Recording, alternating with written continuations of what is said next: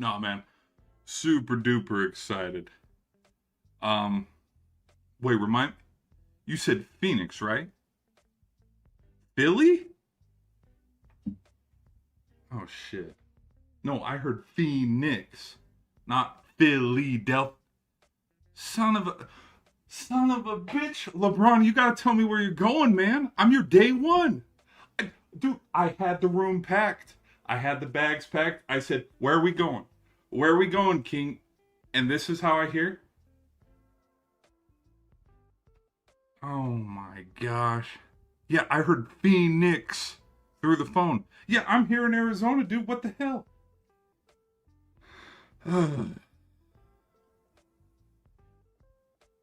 Well, what about Steph? Can Steph join?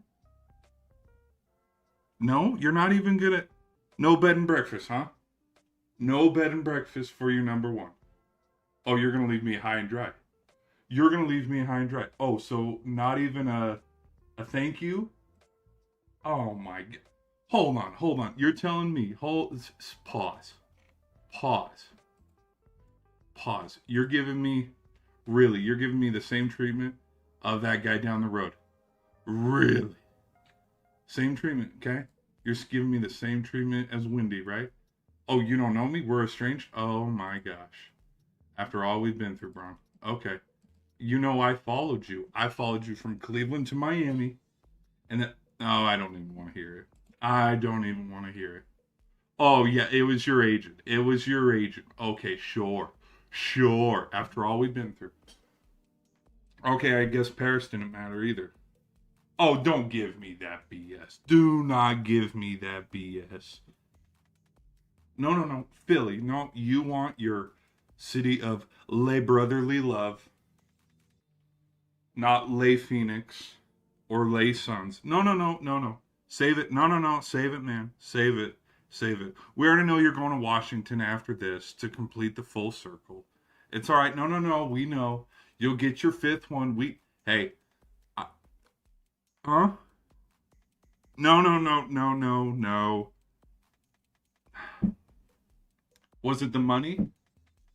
8 mil? 8 million? You're fucking joking. No. Well, who set you up to this? Did Adam put you up to this? No. Again with the no bullshit. No. No. Golfing. Golfing. You don't golf, LeBron. You're not a golfer. Bullshit. Bullshit. Wait a minute. Really? Maybe Phoenix after? Because I'm here in Phoenix, man. Like, what the hell, man? Like, you heard me. You heard the voicemail. I said, hey, wherever you go, I'm going. All right. All right. Well, go catch a Phillies game here and there for me. Tell Bryce I said hi. Hold on. Oh shit. Hold on. I gotta go. I gotta go. I'm live streaming. Sorry.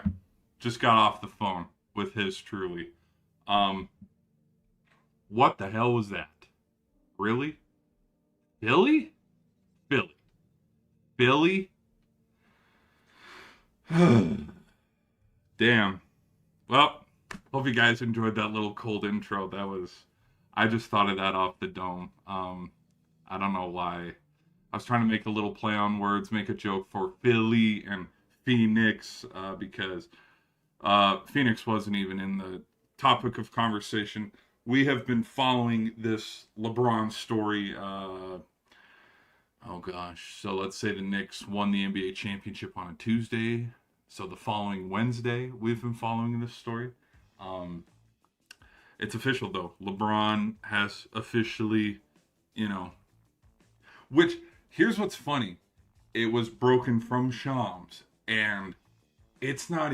It's not that it's not confirmed. Like it's confirmed, but it's like we've seen it with Shefty and Rappaport in the NFL because like Ian Rappaport said, yeah, breaking news, Max Crosby will be signing with the Ravens, and then like 24 hours later, it was like, hold up, Hold the phone.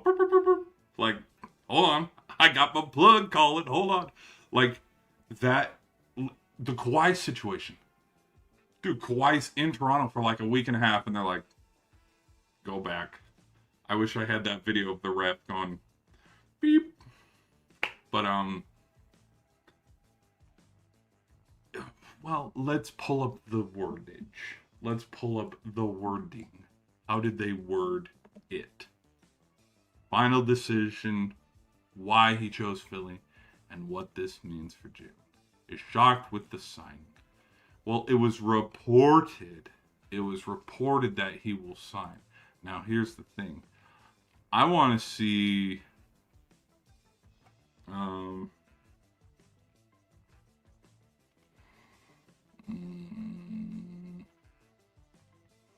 Dude, this is some damn good Photoshop, bro. He hasn't played one game. That is some good... Dude, that's some good-ass Photoshop. Like, we hadn't seen that type of Photoshop in... There's probably a little bit of AI with this. Where it's like, hey, Grok, throw this in a... Where is... Yeah, breaking. LeBron James is signing with the Philadelphia 76ers on a 2-year, $8 million deal. Clutch Sports Group and Clutch CEO. See, and I know Rich... See, and that... I'm taking Rich Paul's word over Shams because it's like, again, reporters have said stuff and then it's like, nah, that actually, whoops, hold on, we have to take a step back because what was I'm thinking about Crosby recently, but there was another, who's the other player that like you can even go with Sorsby with college football where like, okay, is he in or is he out? Like what's the whole deal? When they've been reporting his status. Like, my brain with how hot of a topic it was on LeBron, you know, hey, he's going to go to Philly. This has been the conversation. Knicks, hey, good to know you. Good to have you for like 2 seconds. And then they were not the topic of conversation following the rest of the summer. I was just, with considering how much of a hot button it was with LeBron and where he was going to sign, I was going to wait until it was actually official. I was also going to make a video. Didn't make a video in time. But my reaction initially to the news of, okay, he's going to go to Philly, my overreaction was, what if this was a it was reported, and because it was reported, it spread like wildfire before anybody else confirmed it. Well, and then LeBron, but then those were my initial thoughts and reactions. But upon further, looking and, I mean, for hell's sakes, hold on, let me pull up a video here. Let's go to it. Oh, my hair is all over the freaking place. Ooh.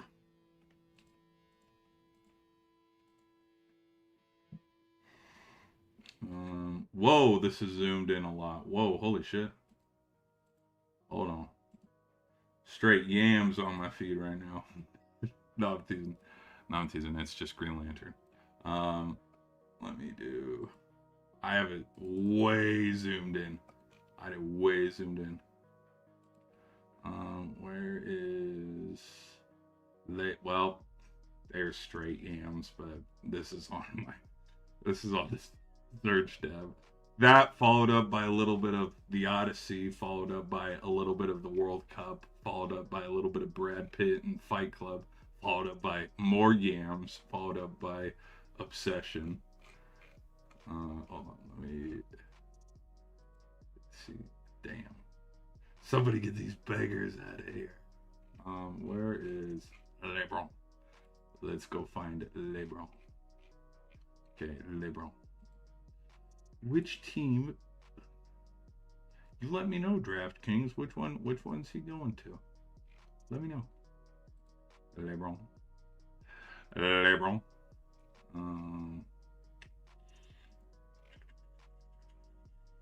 Where the hell? Oh my gosh.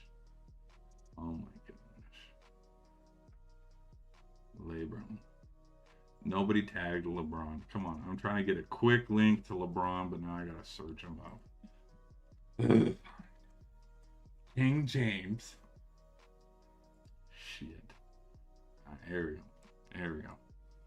So, well, oh, he even posted this. Tops. Oh, okay. It's a sponsorship because the cards. That makes sense. But gotta make sure there's no audio because there's music in this. So yeah, he posted this video. Let's see if this shows. Yeah, there we go. Well, that's a little close to my face. That's a little unflattering, but yeah. And then at the very end, damn it, I hope he doesn't. He's like, hey, we gotta.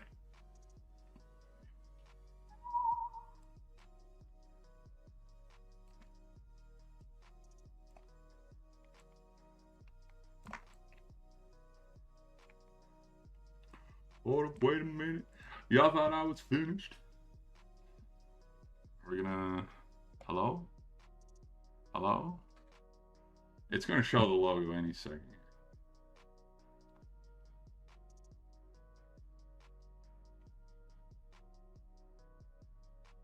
One of these days.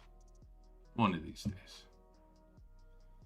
Sick shot. That was such a sick shot. Even all these years later, it was a sick shot.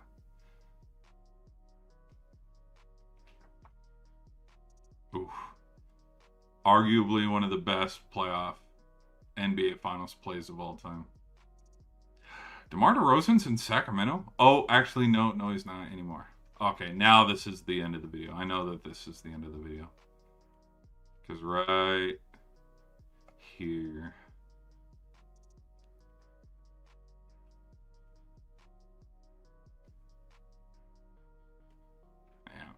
Wait a minute. Y'all thought I was finished? Anyways. So he's going to Philly. I don't know if that shocks or surprises anybody. It probably shocks a lot of people and surprises a lot of people. Because it surprises me. Because I didn't expect him to go to Philly. Because initially there were the reports, and I joke and I tease about, like the second the NBA Finals were over and done with, they're like, okay, it was fun, Knicks. It was fun, Knicks rule and all, blah blah blah. We gotta talk about LeBron, but that is literally how the story developed. Because how it developed was, it was okay. He's leaving the Lakers. Well, he's informed the Lakers that he will not return and go play for them, and it's like rude. That's how certain relationships. I have informed my ex-girlfriend I will be no, but there was that, and then seconds later, because I think Draymond Green took like a pay cut or something, and like there were talks, because I think in this stream also we'll talk about the Cavs and what the deal breaker for the Cavs was, and then we'll talk about the worst. I wonder what that deal breaker was for the Warriors, because I think he was going to the Warriors, and I think that was pretty set in stone. But I think there was something along the lines that was a deal breaker, because what was being swayed, I think it had to do with you gotta have a big, and I mean Joel Embiid is a big, but like the talk was, you know what there probably was. I mean, shit, I don't even know what team is Anthony Davis on these days. Wizards. Yeah, boy. I didn't even know he was on the Wizards. Did he play at all with the Wizards last year? Dude, I thought he was on the Mavericks. Oh my gosh. Yeah, and we saw Clutch Sports is an intent, because there was the attempt to get him out of Washington and get him on the court with LeBron in LA and go play for Golden State. Wait, hold on. The Bay, my bad. Golden State is in San Francisco Bay, my bad.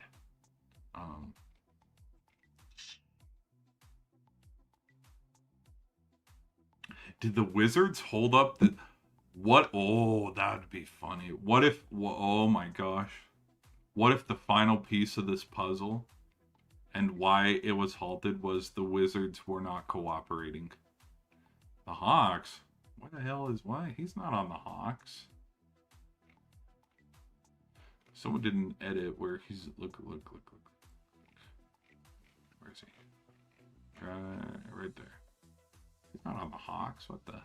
Anyways, that's a pretty good edit. Yeah, some of these edits, dude, they're getting better. They are getting better. Like they know how to use Photoshop a lot better. But it's probably like, hey Grok, put a Lakers jersey on this person. What else? Yeah, that was the report. The report was they were going to try to get him to the Bay and then reunite Anthony Davis and LeBron, which I kind of thought sounds a little too good to be true. But I was pretty set in stone and convinced. Oh yeah, he's going to the Warriors. You know what? Now that I'm thinking about it and thinking about it out loud, ego. You know where it's like you can't have two alpha dogs? Would LeBron and Curry have butt heads on who's the real alpha dog here? Like maybe pride got in the way of that? About how like, oh, they're harping over each other about, oh, I want to be his teammate. Oh, it'd be so fun. And it's like, yeah, you say that, but which the funniest thing in all of this with LeBron going from the Lakers to the Sixers is Jaylen Brown wanted to be a number one. He didn't want to be in anybody's shadow. And it was like that for about 3 weeks, and now he's back in somebody's shadow, which is hilarious. Which, let me look up when the Jaylen Brown trade was. Jaylen Brown trade. What date did that happen on?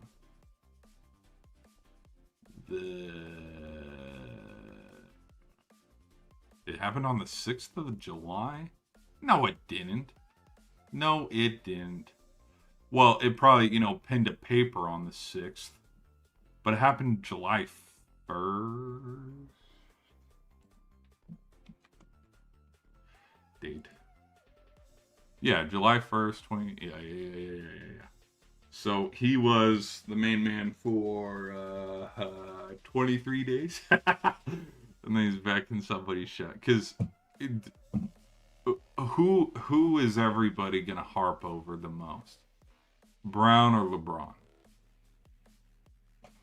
I'll let you answer that. Have fun trying to answer that question, because I think we know. I think we know the answer. Because, I mean, look at this. Are now tied for third best to win. What were the chances right after Brown got traded for the Zell? Anyways, never mind that now. Stephen A, what'd you say, man? Okay. LeBron's final decision, why he chose Philly and what it means. NBA insiders. Why did James sign with the Sixers? What will James' role be with the Sixers? Any concerns about the fit with Jaylen Brown? Oh, bro, they'll ship Jaylen Brown out like that. You don't think they'll ship him out? You haven't been watching basketball enough. How good should we expect this star-laden Sixers team to be? Pretty good, actually. How does this impact the books for Philadelphia? Books? What kind of books are we talking? Hey, by the way, this stream sponsored by FanDuel, baby. Sponsored by DraftKings. What could the ripple effect be? Why didn't LeBron choose the Warriors? And then that is it. All right. The Warriors have a more limited roster and tougher path to contention than other competitors. Jimmy Butler, their second best player, is rehabbing an ACL tear in the Oklahoma City. June surprise for the fifth. Look in the East after. Oh, that is weak. That is weak shit. That's weak. Rather have him go to the East and run through the East than the star-studded West with an old core in the worst. It's not what you were saying about a month ago. A month ago, you were saying it was a match made in heaven, and age don't matter. Whatever, whatever. I digress. How good should the expected? I think, and this is me personally, I think the Sixers are bound for a first round exit. What will James' role be? Here's the funny thing: everybody talks about role and minutes. Dude, the dude is gonna be on the court for not the whole game, but he will be like, how do I say this? He'll be, how do I say this? Yeah, how do I say this? He Here's the thing, and it's kind of it's a unique situation because it's LeBron, but like you want to compare him to Jordan? No, Jordan did not have expectations of winning a championship at 41. He didn't. That is one thing that I will give credit to LeBron on is no matter the age, like no, his expectations is to win it all. Um, that is something like you look at Kobe in his final days with the Lakers. You look at Jordan with his final days with the Wizards. You look at who Dirk with the Mavs with a young Luca. Um, who else? Who else? Trying to think. Who else? What were some other legends? Like I wasn't around to watch Bird or Magic. Um, so I can't answer and be like, oh yeah, yeah, yeah, yeah. The Celtics, Larry Bird's last season, the expectations were sky high. Um, who are some recent? I'm trying to think of other recent guys who have retired from the NBA. Who are some other recent guys that have retired from the NBA? Oh my gosh, I cannot think of anybody. Shaq, yeah, by the time Shaq retired, whichever team he was on, whether he was on the Sixers or the Phoenix Suns, like no, the expectations for Shaq was not to win a championship. So like it's kind of what's the not an honor or a privilege, but like the expectations for LeBron at his age. No, you got to win the championship, bro. Like the fact that the expectations are still there, it's kind of crazy. But again, it comes with the territory. When they talk about play time and play minutes, and this was kind of funny because this was a talking point. Um, Lakers last year at the beginning of the season, they were talking about LeBron's minutes in the opening weeks, and oh, he's only gonna, we don't want to play him too much, we don't want to play him a lot.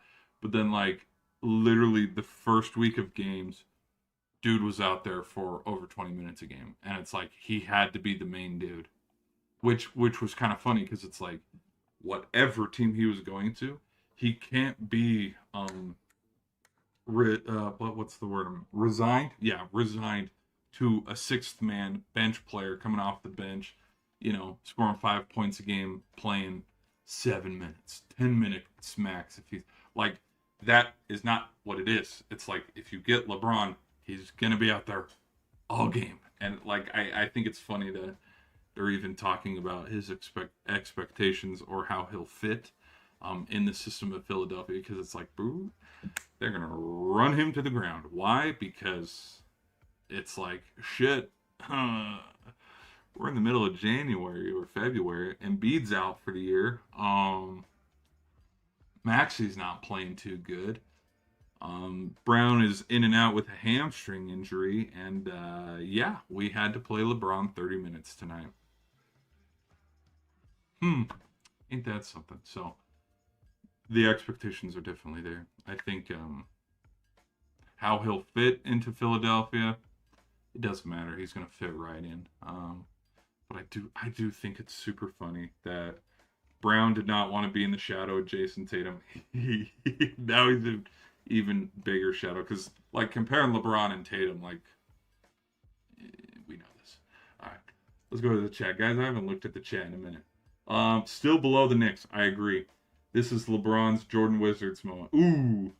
Ooh. This isn't 2010. I'm taking my talents too. LeBron is just a 41-year-old legend. No, yeah, no. Again, like you look at, I think we'll talk about Curry differently when Curry's in his final years. But like, yeah, like Kobe's last 2 or 3 years with the Lakers, they were not okay. Lakers, it's boom or bust, baby. You got to make the playoffs. You got to keep this thing together, Herbert. You got to carry this team. No, no. And I don't. Tim Duncan, as far as I know, his last year with the Spurs, no. It wasn't. Okay, now the West runs through you. What else did you say?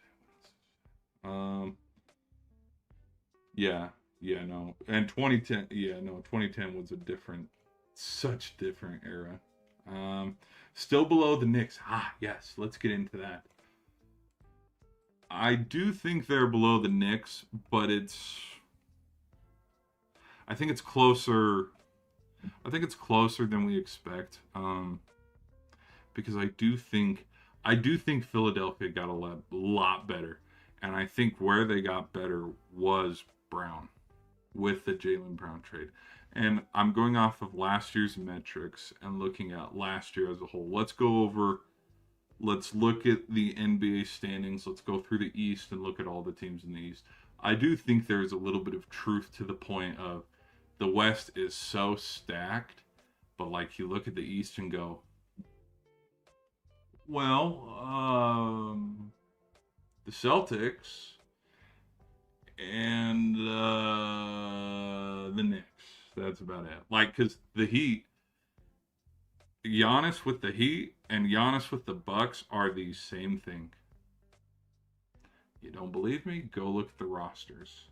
And we already saw the Cavs. We already know what was going on with Cleveland. So, yikes.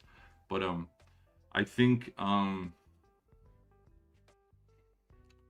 there are parts of me where, again, hypothetically, if it is perfect, no. Would LeBron like throw this Sixers team in the West, this Sixers team against the Spurs?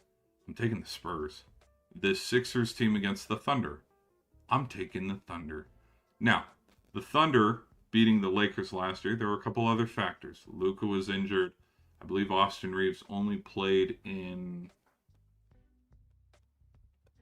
two of those games. I think he was coming back. Because that was a talking point too. No Luka and no Reeves in the first round against the Rockets, but Rockets also didn't have KD too. I'm trying to think what else. You look at the West also. Do I think this Sixers team could beat the Nuggets? As much as I hate to say it, yes, I think they could. The Nuggets, oh my gosh, the Nuggets got to do a lot. I'm worried about the Nuggets. Could they beat the Warriors?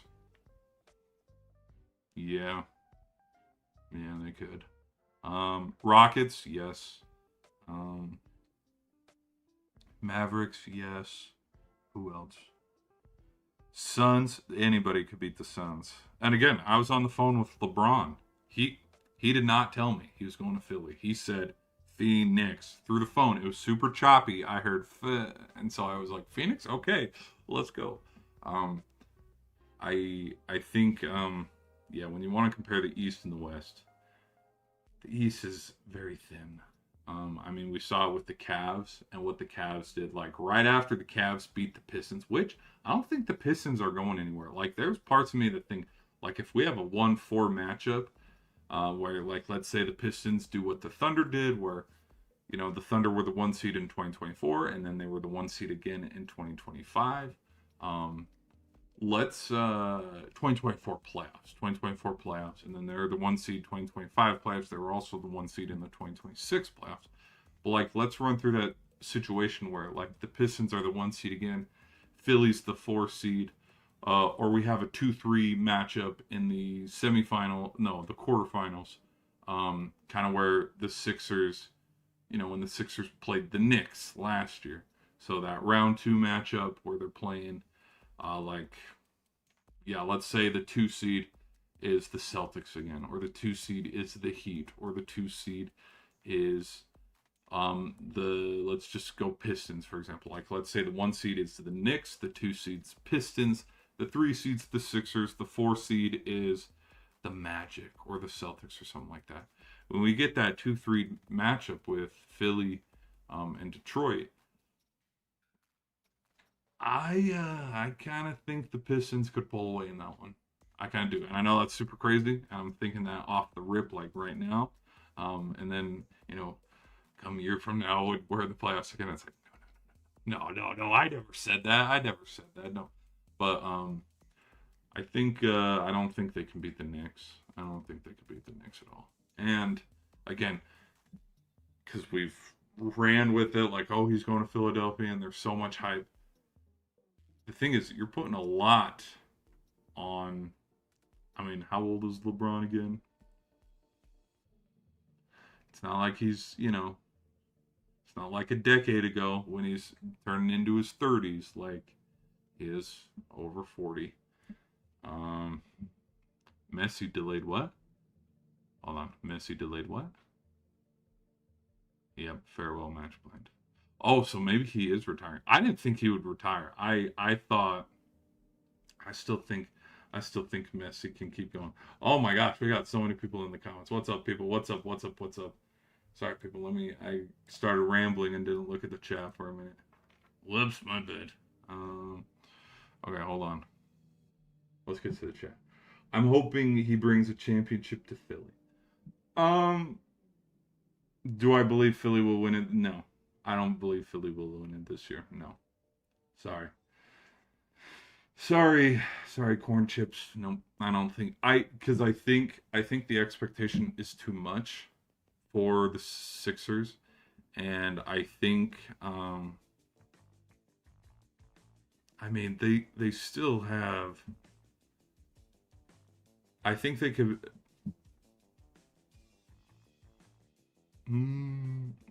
Wow. The Pacers. This Pacers squad. This Pacers squad is staring at me right now. Oh my gosh, you guys can't even see my screen. Hold on. Whoops. Sorry. There we go. My bad, people. This Pacers team is staring right at me because guess who the Pacers have taken down the last handful of years? Celtics? No. Yeah. No. They took down the Knicks. They took down the Knicks the last 2 years in a row. 3 years in a row, actually, because they took them down in... Who did the Pacers beat in 23? In 25, they beat the Knicks in the Eastern Conference Final. In 24, they lost to the Celtics in the Eastern Conference Final, but they also went through the Knicks in the second round. I don't think they were in the playoffs. I don't think the Sixers were in the 2023 NBA playoffs. I think that was the year of. Obviously, it was the year of Jimmy Butler, and oh yeah, no, Pacers are nowhere to be seen. My bad. Whoops. But I think a healthy Pacers team. Okay, you want to talk about 2-3 matchup or 1-4 matchup? Let's say the Pacers are the 1 seed, and the Sixers are the 4 seed. I'm taking the Pacers. So I think, hypothetically, analytically, if you want to look at the analytically, Cleveland's side, which I thought those memes were so freaking funny. That was probably the first meme I saw right after the signing was, analytically, technically speaking, Cleveland signed him. And it's like, that's never going away. That is never going away. I don't know why you would say, after getting blown out, by the way, blown out and getting swept, well, analytically, we were the better team. Really? Because that scoreboard, never mind. Okay, but Nets, no. No. Bucks, no. Bulls would have to, no. I'm thinking about it too much, no. Hornets, no. Magic, no. No. Magic blew a 3-1 lead, no. Hell no. Hawks, no. Raptors, well, no. Cavs, maybe. Cavs got to catch them on a good night. Like, they have to do kind of like the Knicks, where we have 20-point swing in the fourth quarter where they steal game 2 on the road or something. And then win a game 3, like stack wins. What else? So I think that's how the Cavs could beat them. The Knicks outright, I think the Knicks could beat the Sixers in a series. Because it's the Knicks.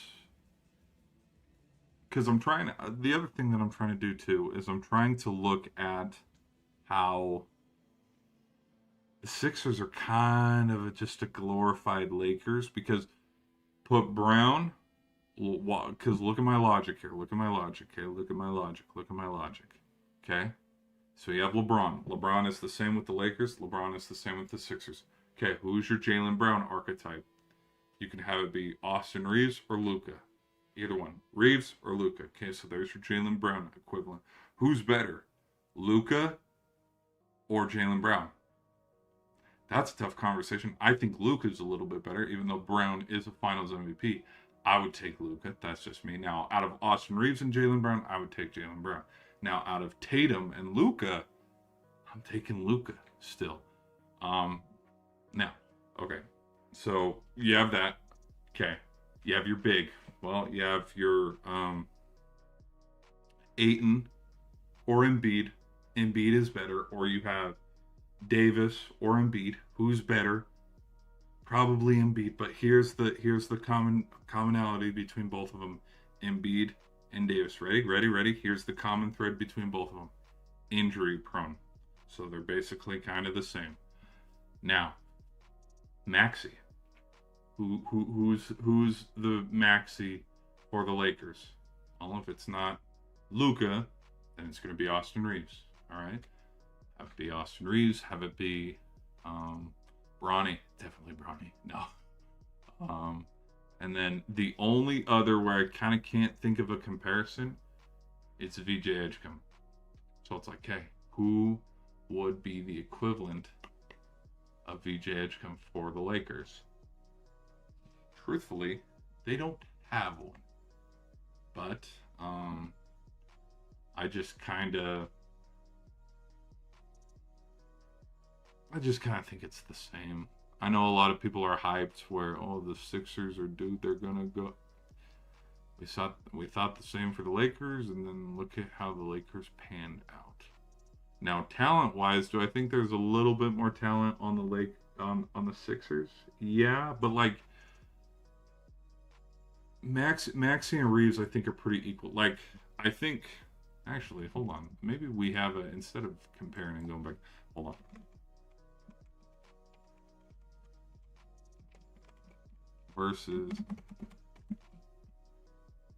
Versus Lakers line up.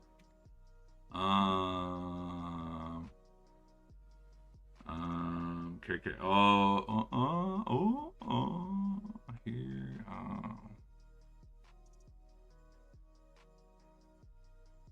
Okay, hold on. Okay, where's the Lakers? Okay, replace Hachimura or Vincent here with Luka. Oh, here we go. Oh no, this is an all-time list. My bad. Should have been able to tell by the bloke shorts.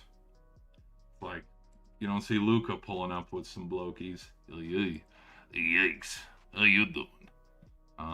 Where is Sixers lineup versus Lakers lineup with Lebron? Let's see if both of them are comparable. Oh, here we go.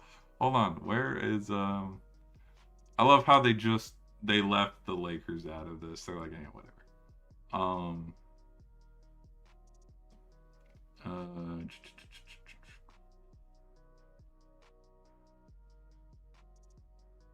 He did have Marcus Smart. Marcus Smart's not a bad defense player.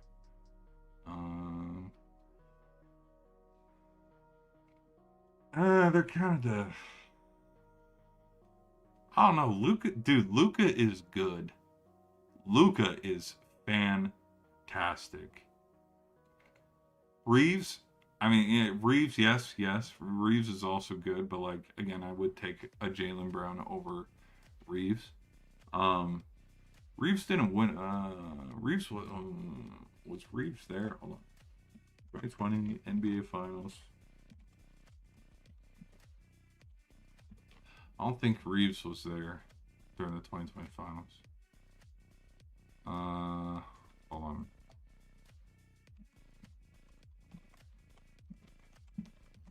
Austin Reeves rookie year.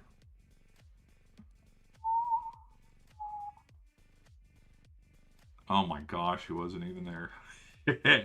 I do not know ball. I don't know ball. Um, um, oh, yikes. No, okay. It's this. It's this right here. This is why. This is why the Sixers are winning. Because there's got to be that video.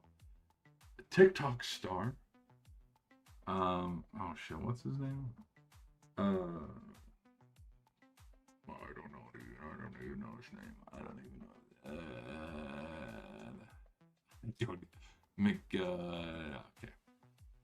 Don't even know. Anyways, they'll be like, oh, look, you can be a TikTok star and an NBA champion too if you just put your mind to it. But you look at all of the Sixers lineups. Who here has championship DNA? Excluding these two, throw them out. Luka's better than all of these guys. Because still young, hasn't proven much, not yet. Still young. Luka's better than him. Luka's better than him. Because with him, it's hard to compare forwards to centers. It's really hard, but in that case, I would go best ability is availability. And I mean, we saw how far the Sixers got this past season with Embiid being healthy, and it's like, you think about all the years before, the 21 season, 22, 23, 24, 25, all these other playoffs that he's been injured and missed or got injured during this series. It's like, how far could the Sixers have gotten in the last handful of, because a lot of, I've never looked at it this way, but like it is kind of true as well with like NBA finals and NBA champions.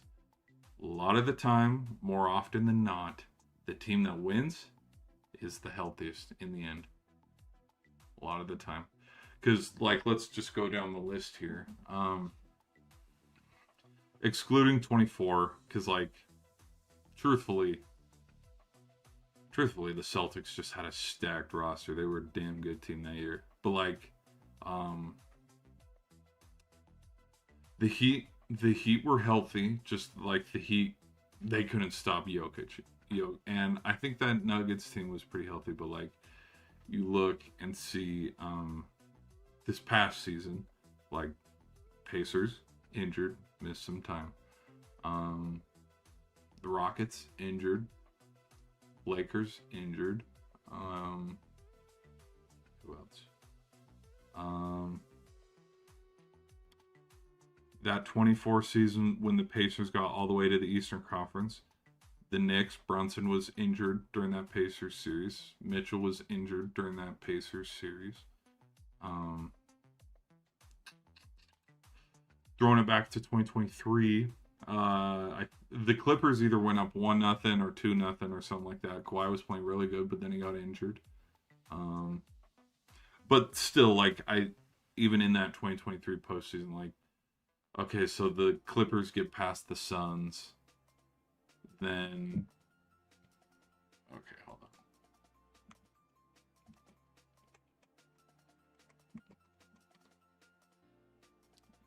Let's go back to it. Okay, so you get past here, and you have the Clippers, Nuggets. Nuggets are still beating them. Who was the...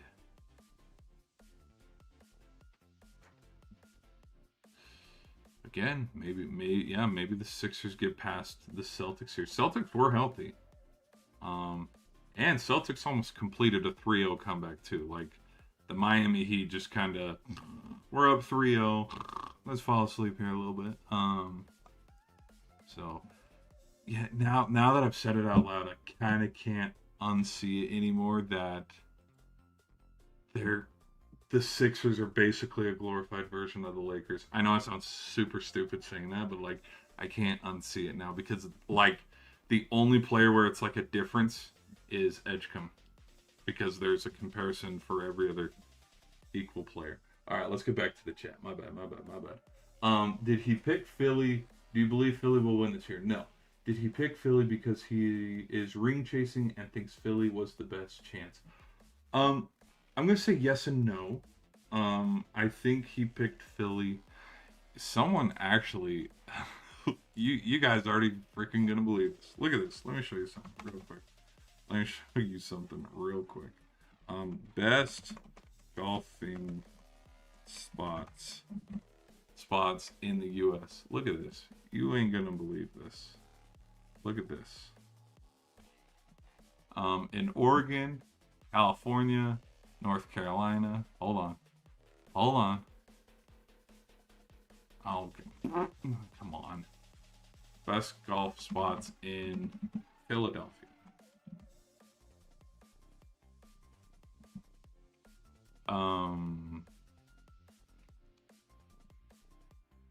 There's like some clubs.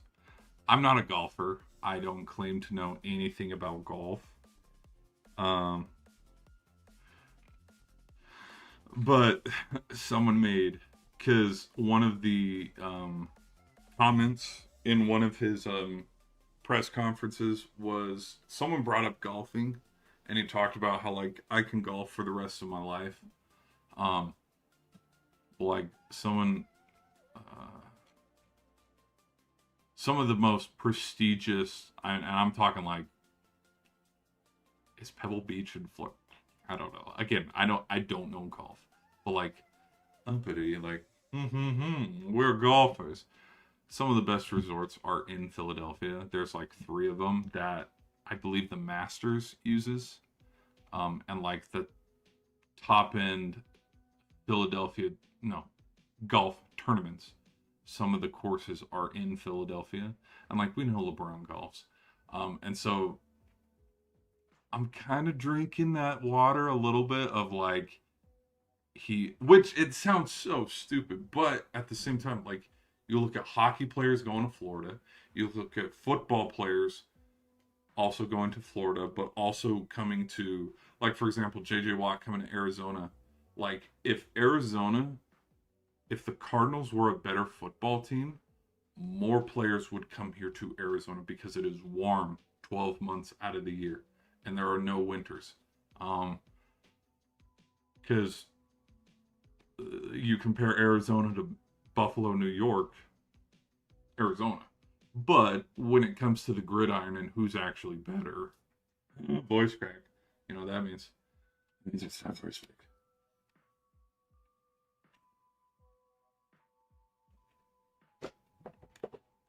Whoa. Almost knocked over my lamp here. Whoops. Sorry, people. Ooh.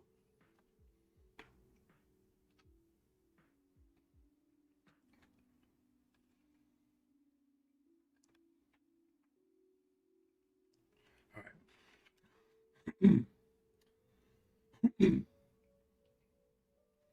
Why the frick?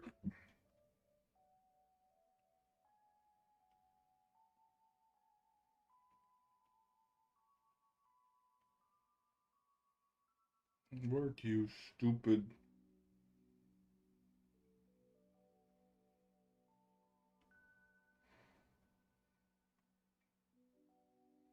Oh my gosh, I've messed with it too much.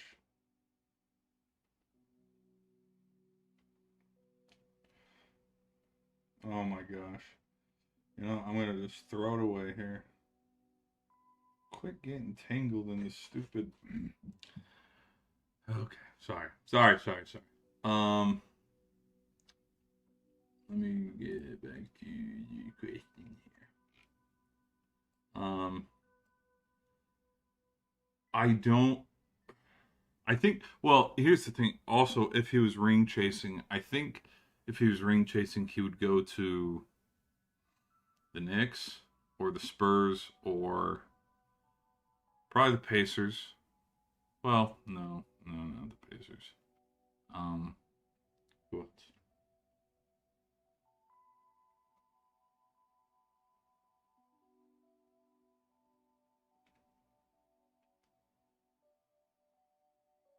Oh, what did those say?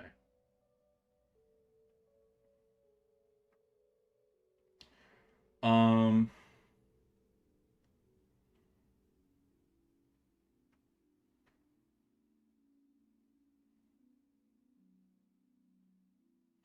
also another thing too, and this is just me, my opinion. I think a healthy Warriors team. Um, I think a healthy Warriors team could, with LeBron, a healthy Warriors team with LeBron is better than the Clippers, Suns, Blazers, Timberwolves, Rockets. A Lakers team without LeBron.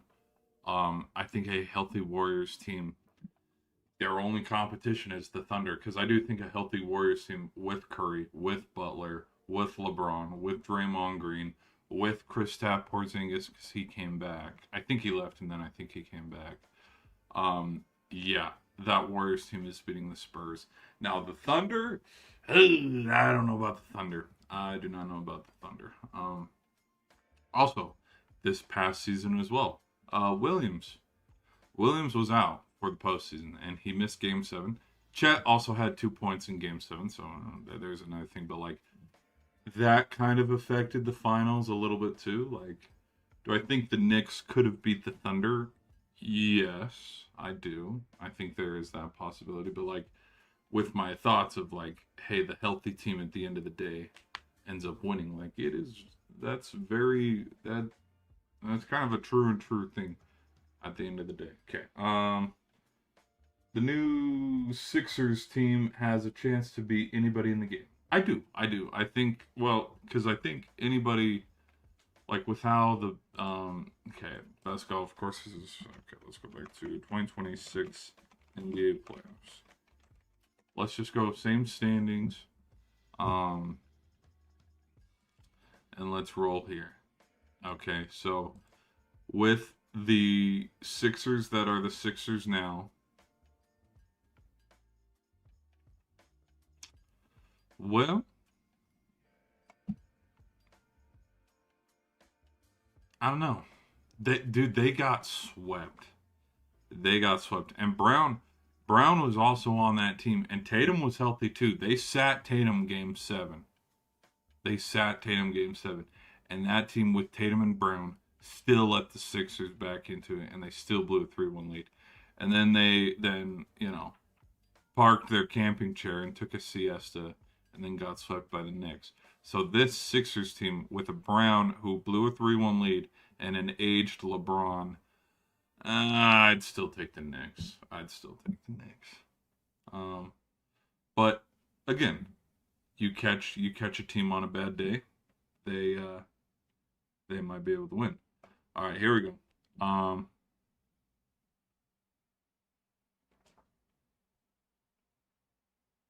Where is? Oh man, it's still none of these chats. Damn, it was redacted, so I can't see what it actually says. Moses Malone signing. If he can deliver, Philadelphia will build that statue. Oh yeah. Oh, for sure. For sure. Um, I think um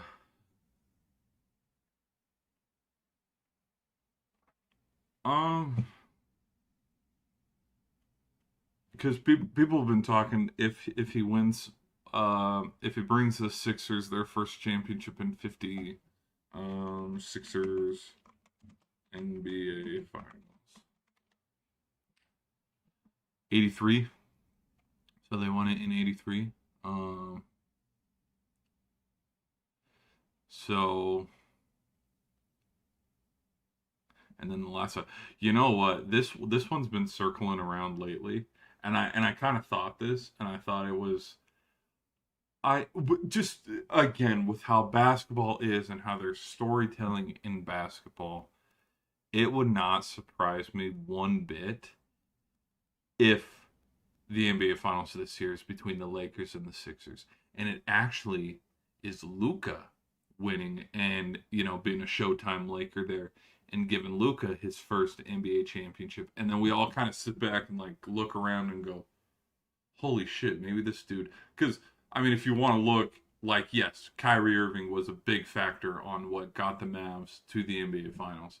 I think if that Mavericks team is playing the Knicks in the finals, if they're playing the Heat, if they're playing the Pacers, if they're playing the Sixers, if that Mavericks team is playing any other team than the Celtics, because the Celtics were the best team, arguably, in the whole NBA regular season and playoffs, and they had one of the most stacked rosters. I think the Mavericks are winning the NBA Finals.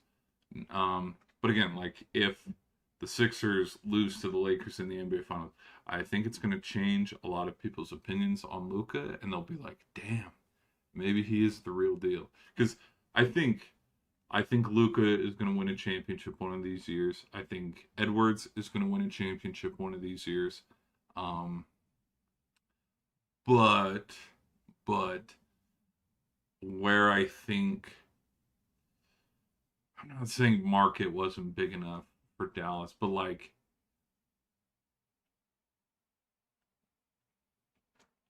for example, Edwards, he's not going to be in Minnesota when he wins it. He'll be Miami. Where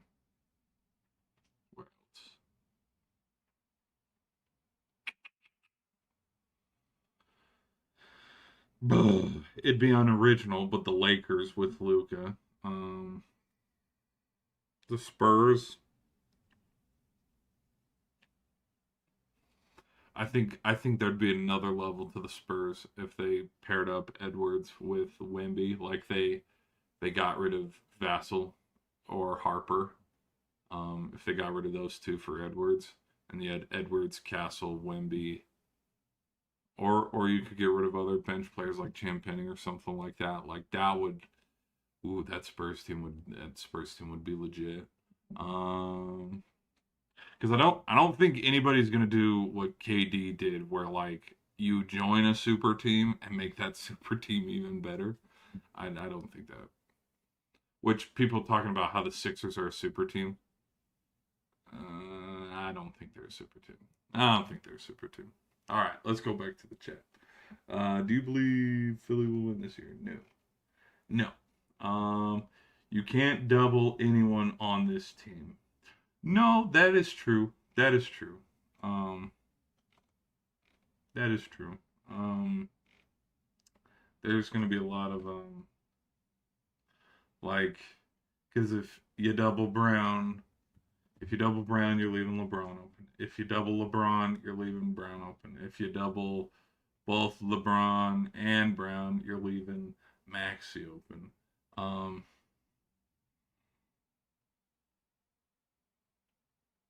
don't know. Sixers got to stay healthy too. That's the other thing too. Sixers got to stay healthy. But I could see the Sixers and the Lakers meeting up in the NBA Finals.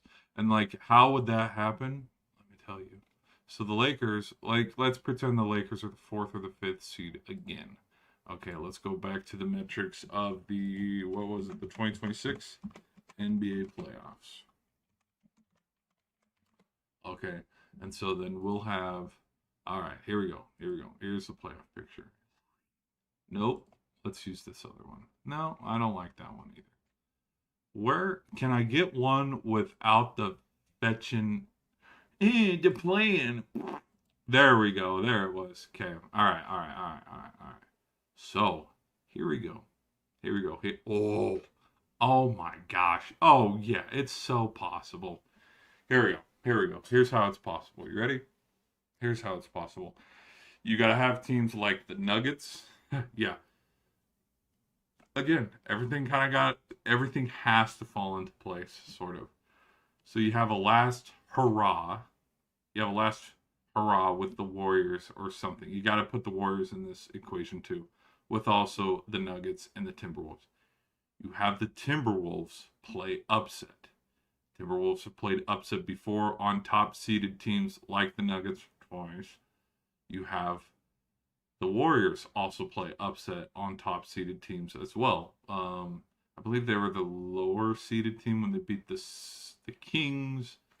When they beat, weren't they the 3 seed when they beat the 2 seed Grizzlies that one year? Or were they the 4 seed beating the 1 seed? Were they the 4 seed beating the 1 seed Suns? Because I know they swept the Nuggets, beat the Grizzlies, and then beat the Mavericks. Like, ethical hoops, ethical buckets wise, the last great NBA playoffs to NBA finals, 2022. 2023 was weird because you had the 8th seed Miami Heat, my team, messing everything up. But you had the Nuggets, which got there. But then you had the 2024 with all the injuries on the East that, kind of a walking path for the Celtics to get there. And then you have 2025, which, boring. Nobody wants to watch the Thunders. Anyways. But in this setup here, you have to have a team like, because again, the Lakers without LeBron, do I think they could beat the Thunder? Well, Luka beat the Thunder back in 2024, but he also did that. That Mavericks team was pretty good. Okay, sorry. I'm rambling, but let's get into it. You have to have one of these top teams, like the Thunder or the Spurs, which I don't know in the history of the NBA ever, the 1 and the 2. Damn, literally last year, look, 2 seed and the 1 seed both lost. Shit. Okay. Okay, never mind. I read it. When in history of ever have the 1 seed and the 2 seed been eliminated? Literally last year, bro. But you have to have a team. I'll give it maybe the Warriors. Okay, let's put the Warriors here as the 8th seed. Okay, or you have the Warriors down here as the 4th seed. Okay, and then you have the Warriors upset the Thunder. And, a last hurrah for Curry. His kind of like showtime. Here we go. Last sunset. Hoorah. Okay, and then you have your Warriors against the Lakers. So then how the hell did the Lakers get there? Well, the Lakers got there because right here between that 5 and 6 seed where the Timberwolves are the 6 seed and the Spurs are the 3 seed or something like that. Boom. They knocked him out right there. And then you have the Timberwolves against the Lakers and then the Lakers or so then the Warriors. Yeah. Or you have the Timberwolves take out the Spurs, and then the Lakers, after having taken out the Warriors here, because the Warriors took out the Thunder, then we have a Timberwolves and Lakers one, and then by that metric, we just go, well, the Lakers brand needs to get to the NBA Finals, and then that would be how the Lakers get there, and then with the so that's how the Lakers get there. And then with the Sixers, how they get there, bump the Knicks up to the 1 seed because they'll probably be the 1 seed. So yeah, the Knicks get through the Cavs or the Raptors. That's the 8th seed. And then you have the Knicks play the Celtics, and the Celtics will be that 5 seed or that 4 seed. So then boom, the Knicks are already in the Eastern Conference Finals as the 1 seed. Now, as we get down here to the nitty-gritty, the 2, the 7, the 3, and the 6, we'll have the Sixers be that 3 seed. The 2 seed will be like the Heat or something. Like, let's say Giannis is on a bender, bro, and he's just playing MVP level, like new city, new everything. He's playing fantastic. and then you have, so you already got the Knicks chilling up there. Then you have the Cavs. Cavs down here as the 2 seed or something. Um, and then you have the Sixers as the 3 seed. But anyways, the Cavs, you have the Cavs and the Sixers meet up here. Sixers take it, obviously. So then you have the Sixers and the Knicks. And then you have the Knicks blow something in Madison Square Garden. And that loss leads to, Sixers evened up the series 2-2. Or, you dropped one in Madison Square Garden. And now Sixers are taking a 3-1 lead. Can they come back? Something like that. And just like use that kind of momentum of like what the Spurs did, where they blew, a fourth quarter lead, and just have that momentum. Because literally they were using that as an excuse in the Eastern Conference Finals after game one, where it's like, well, Cavs lost game one, this series is over, and they ended up getting swept. You use something like that. And again, this is all hypothetical buckets. I'm rambling. But then after the Sixers come in here, use a little bit of momentum. Boom, LeBron, his first year, they beat the Knicks, the defending champs. Because the other thing, too, with defending champs, other than the Thunder, the defending champs kept getting knocked out in the second round, and that's the farthest they ever made it. Because the Warriors lost in the second round to the Lakers. Well, actually, let's just go all the way back to 2019. The Raptors, by the time the 2020 bubble started, Kawhi was nowhere to be seen, and I think the Raptors lost in the first round or something. You go from the Lakers in 2020, then go to 2021. They got swept by the Suns in the first round. Remember that? Remember? You were there. LeBron? Yeah. In 22, the Warriors, then lost to the Bucks. We gotta go to the Bucks. The Bucks in 2022. Was that the year Giannis foot on the? No, that was KD foot on the line. The Bucks lost to the Celtics. Yes, the Bucks lost to the Celtics in 7 games because then the Celtics played the Heat in the Eastern Conference Finals, and then the Celtics went on to the NBA Finals. Yeah. That's how. And then the Warriors lost to the Lakers in the second round in like 4 or 5 games in the 23 season after beating the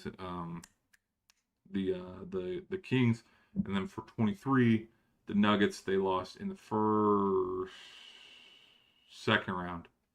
They lost in the second round because did they sweep the Lakers? That 1-8 seed matchup, did they sweep the Lakers? I don't remember. I don't think they swept the Lakers. But in the second round with that 4-5 matchup, with the 1 seed, they lost to Minnesota in 7 games. And then Minnesota went and played Dallas in the Western Conference Finals. So that's how they lost. In 24, how the hell did the Celtics lose in the 25 postseason? Who'd they lose to? Did they lose to the Sixers? Hold on, who the hell did or did they lose to the Pacers? Oh, he tore his ACL. They lost to the Knicks.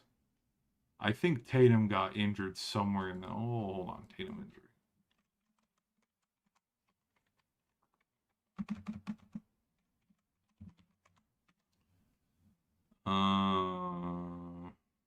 It was. It was game 4.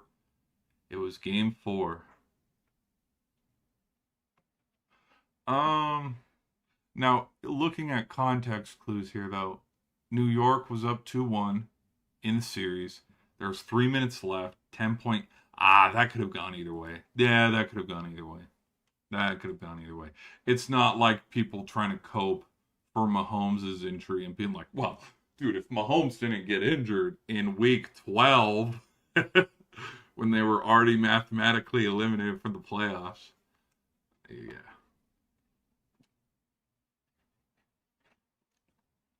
So then, so that was 24, and then 25, Thunder made it all the way to the Western Conference. Because there was a stat where no defending champ no defending champ had gone back to back, because that's the parity of where the NBA Finals, where for the last 8 years we've had different champs every year. Um, but the defending champ not getting past the second round. So we could, in a sense, have the Knicks play the Sixers in the next round, and then, yeah, Sixers move on. Or we could have the Knicks do what the Thunder did, get to the Eastern Conference Finals, but then lose to the Sixers. And then that would give us our Sixers-Lakers matchup where it's like, damn, man, if only the Lakers were a LeBron James away, they would have won this NBA Finals or something silly like that.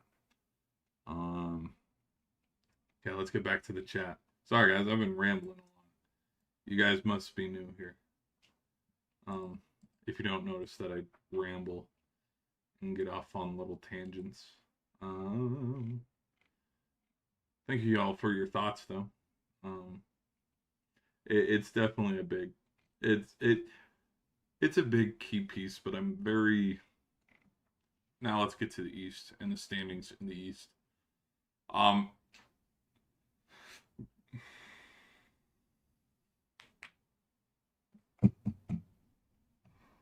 Here's the thing: this Boston Celtics team, it's a loaded question, and the reason why I think it's a loaded question is because this Boston team,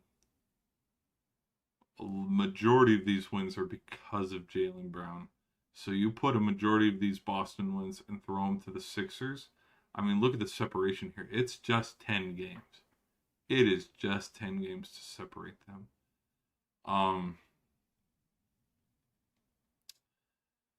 I think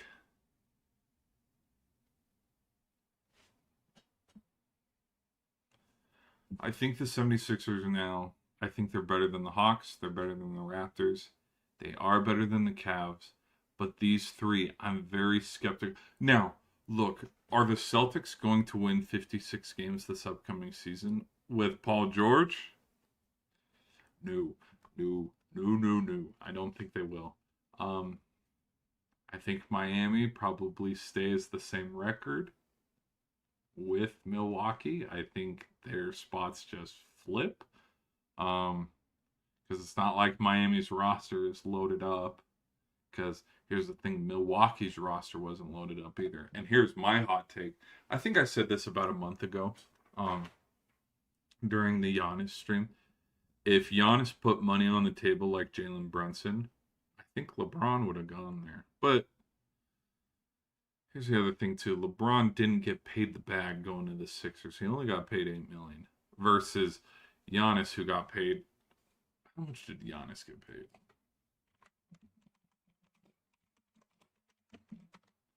How much did Giannis actually get paid? Money-wise. Come on, show me the money. $50 million more dollars. So, yeah. So I think, yeah, if Giannis pulled that move of put money on the table, sit and wait. Who are some? Let's look at some NBA free agents. Free agent tracker.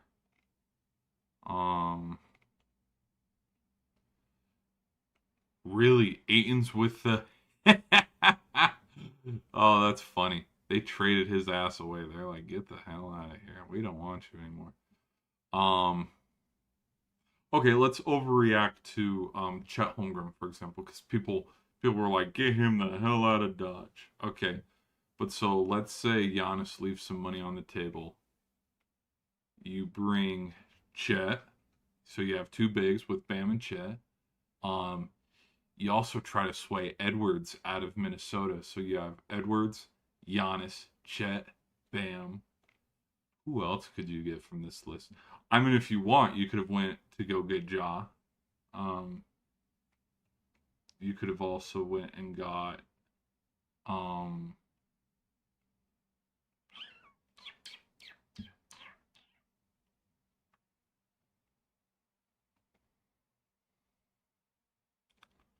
Dort? No. Did Dort really get traded to No, he didn't. Or you bring in DeRozan. You bring DeRozan to Miami, so then you have DeRozan, Dort apparently. So DeRozan, Dort, Chet, Edwards, and Giannis.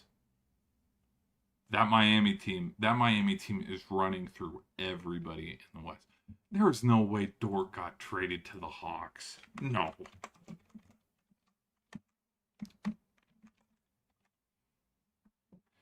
$4 days ago. Bullshit. Did Lou Dort really get traded to the Hawks? What the hell? Where the hell was this? This wasn't announced anywhere. See, this is also the NBA media. Well, like we know they love LeBron, but it's like this is like he's one of their staples, man. I had no clue. I thought he inked a deal, dude. Oh, there's five pages. Oh shit, let's keep it going, I guess. Um,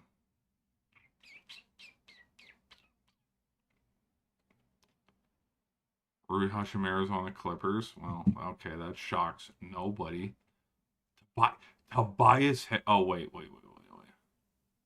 Tobias Harris over me. Um, Al Horford. Oh, so Al Horford came back for another year. Oh, okay. LeBron. Um,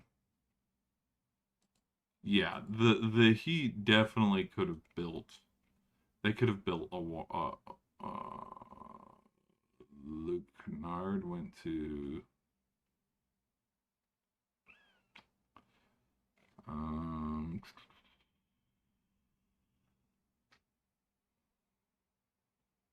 Middleton went to the Wizards. Sad.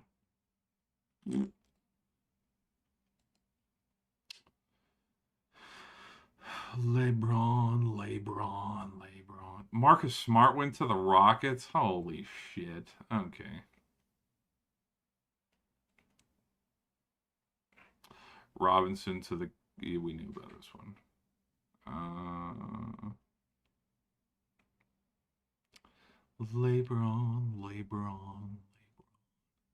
LeBron James.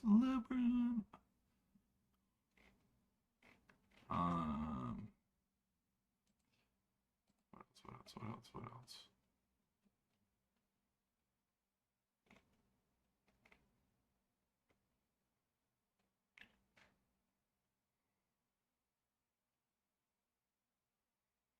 Moritz Wagner.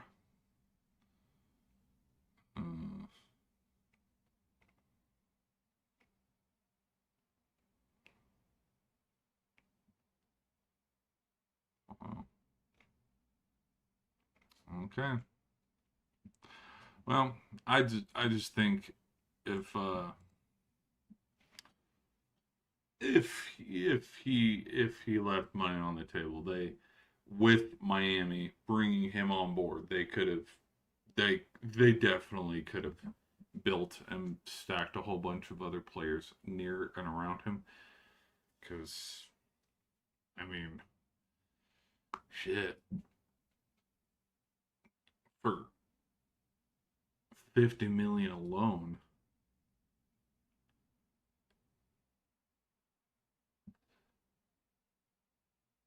You can divide it 5 ways and give players 10 million a year. Well, what was the total? Was it was over? It wasn't 58 total. Giannis, Heat deal, money. Show me the money.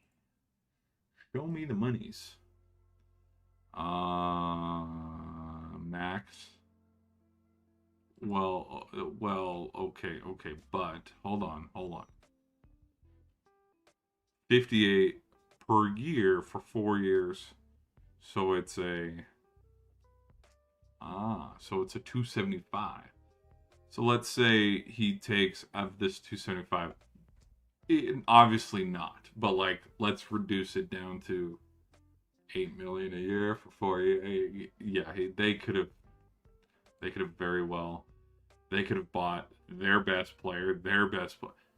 You put Giannis with Trae Young. Go get Trae Young from the Wizards. Get him out of there. And oh yeah. Oh my gosh. Yeah. Okay. Anyways, back to the Sixers. I think the Sixers are better than the Hawks, the Raptors. I'll give them over the Cavs. I think the Celtics will still be good even without Brown, but like this puts a lot of pressure on Jason Tatum, where it's like, hey, let's see if you're the man, dude. Let's see, show us, prove to us why we let your other co-star go. I don't think they win 56 games. I think they sit somewhere around here in Cleveland, between Cleveland and Toronto, in the category of wins. I don't see them getting over 50 wins. I see them getting around 50 wins. Now Detroit. I'm torn on Detroit.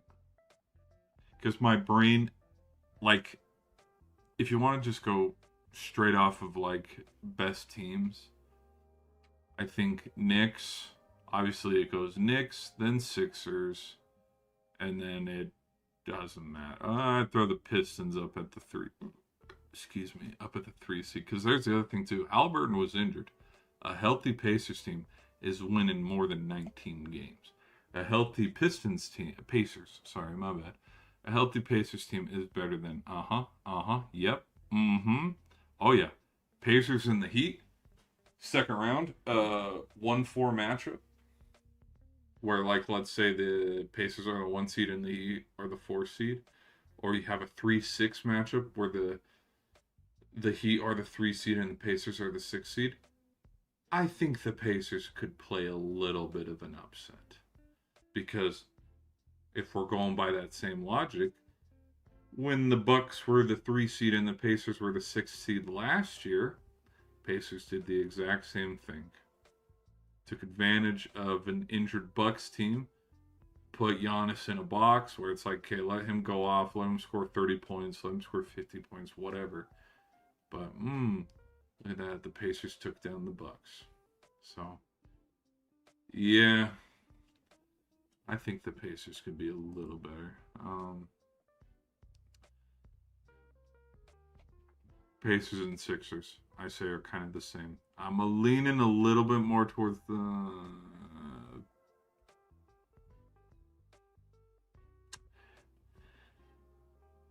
Give me the Sixers over the Pacers, but by the thinnest of margins because of NBA Finals experience.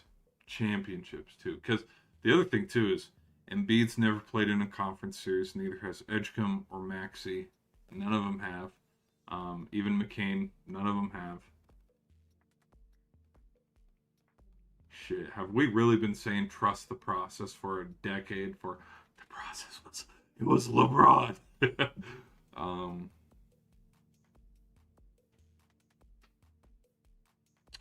I don't think the Sixers are better than the Pistons. No.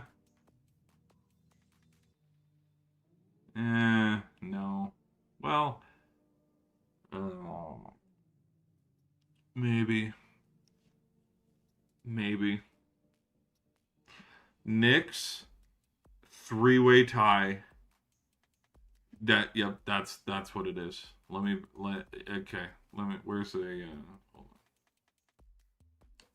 Let me pull up LeBron James. Let me show you what I'm thinking.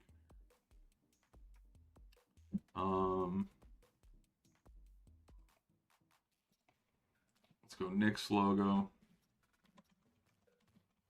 I need the Knicks logo.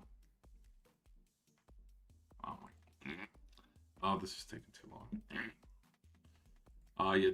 You're taking too long. You're killing me, Smalls. You're killing me. It's taking too long.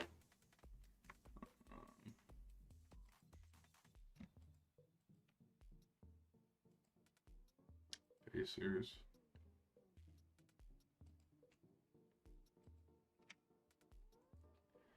Is that everybody? 7 items.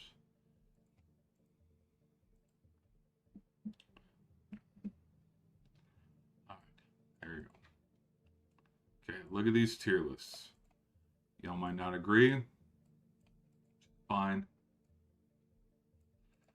But listen to my thought process here. Let me break it down for you. Okay, let's go tier lists. Okay. All right. So, the Knicks are obviously the best NBA team. Obviously, of these handful of teams that we have here from this slim pickings of groups. Let me make these a little smaller. These guys are kind of... All right. Now, shrink that down. Oh, okay. It could be a little bigger. Okay, now. Okay, ready? Here we go. From this list, and I will admit, I have not watched a lot of Pistons games. I didn't watch any Pistons games at all last season. I just knew from coast to coast, they were kind of like the Celtics and the Cavs the year before, where it's like, hey, these are the top two teams in the East. I think I watched more Spurs. I think of all the teams, the team I watched the most during the NBA season was Spurs and Thunder. Because, yeah. Alright. So you have your Knicks, who are the best team. 1A. They're the best. Now, from there, I would go a healthy Pacers team. Okay? Because the Pacers have beat this Knicks team. Then I'll go boom. Boom. Let's put this one over here, and then let's put this one in the middle. Because I'm going off of kind of record, and I don't think Detroit goes just from the worst team in the East and winning what? How many games did they win, like, in 2021? Like, because the Tigers sucked, the Lions sucked, the Pistons sucked. Like, Detroit in the 2021, 22, and 2023 seasons were, like, garbage. Garbage. Detroit, the city of Detroit, sports-wise, was, like, garbage. And people clowned on it. But, like, I'll still put them above the Sixers a little bit. Okay, and then from there, give me probably in this order as well, too. Tier list wise, where the Knicks are still the best, but then if not the Knicks, we go to our tier 2, where I think the Pacers are better than the Pistons, but I think this gap is a lot larger, but then this gap is very close. But then I do, and then the Heat, if the Heat want to fart around, okay.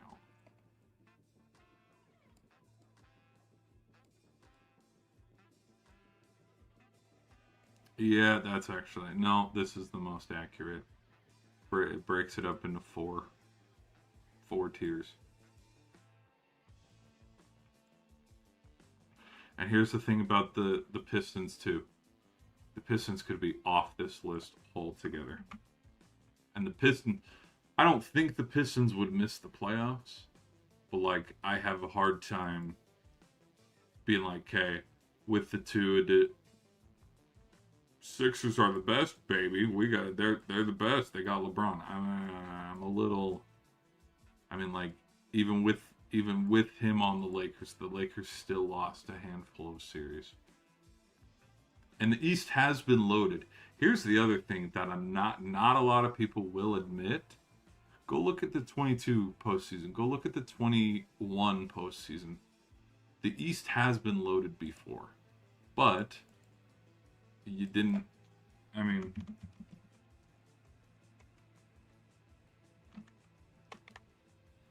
Alright, let's go look at the playoffs here. So you got your 2-seed Brooklyn Nets that had Kyrie, Harden, and... or was Harden already in Philly? No, Harden was in Philly because Philly's the 1 seed here. Oh my gosh, I forgot the Jazz were the 1 seed too.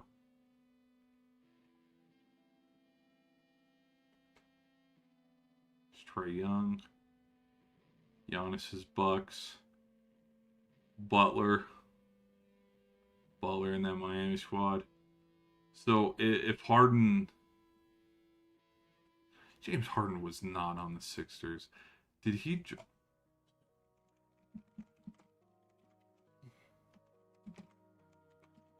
He jumped ship. He jumped.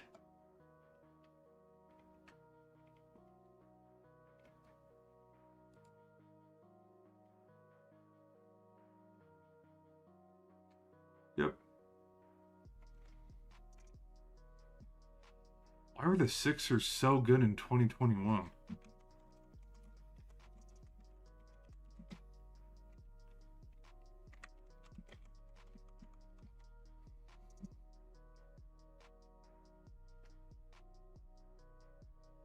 I beg your pardon? I beg your pardon? I huh? I beg your pardon? Oh yeah. Oh yeah. Hey LeBron. Hey LeBron, we're good. Huh? Shut up. No, no, no. Yeah, I see that Jimmy Butler right there. It's like, hell no. Hell no. Yeah, yeah, Tobias Harris. Yes, because that was a big topic of because the infamous Tobias Harris over me. A healthy Embiid. A healthy Embiid. Oh, and a rookie, a young Tyrese Maxey too. Oh, and a Ben Simmons. Oh, okay, I can see. Okay. Okay, I can see why the Sixers were good that year. Plus, it was also a shortened season. Let's go back to the 2020-2021. There were... Well, and the Nets were one game behind. And this Nets team had... This was the big three of Harden, KD, and Kyrie. Why are the Knicks good? Why were the Knicks? Brunson was not there at the time. Oh, shut up. Oh, shut up. Oh, shut up. Yeah, okay. I kind of... no, I don't remember this. Kind of, but like, no.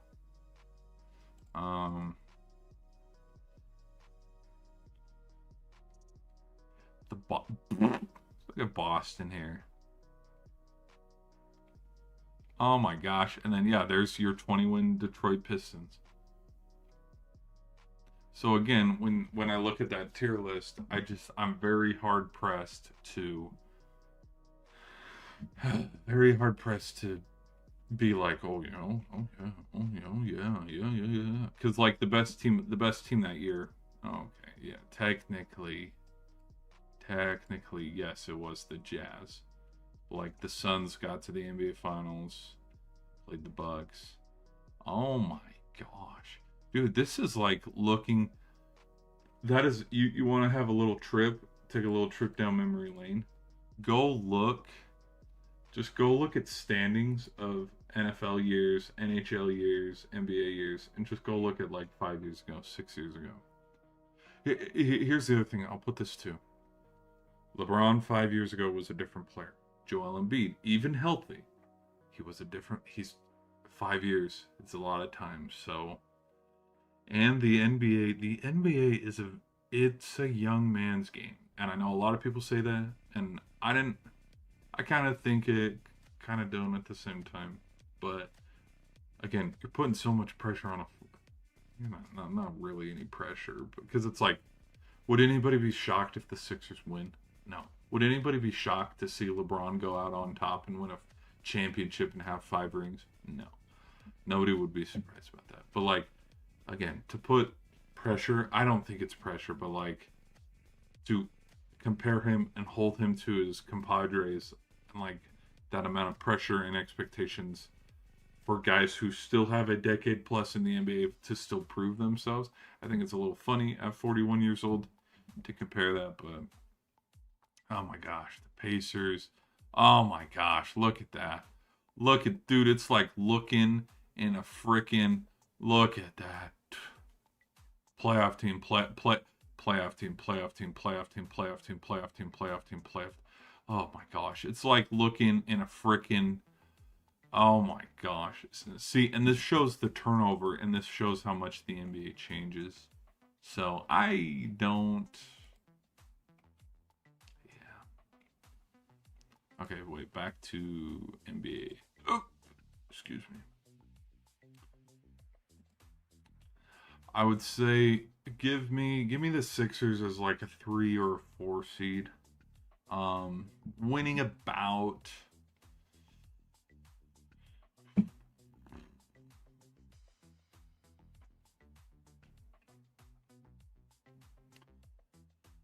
40. I don't know. I don't know. I don't know how many games they would win. Probably 50 range too. Put Boston in the 50 range. Put the Sixers in the 50 range too. Because the other thing too is the Sixers, they're gonna lose. They're gonna lose a lot of games. All pressure on Wemby. Puts all pressure on Embiid and Philly with LeBron. That's so funny because it's like Embiid's had pressure his whole career, but it's like now we're gonna put more on him because LeBron's there. It's like to me, that's why it's like this is gonna fail. That's why I'm like this could fail, dude, because it's like they literally because it's kind of it's the same thing. It's the same thing that's going on with the Rams.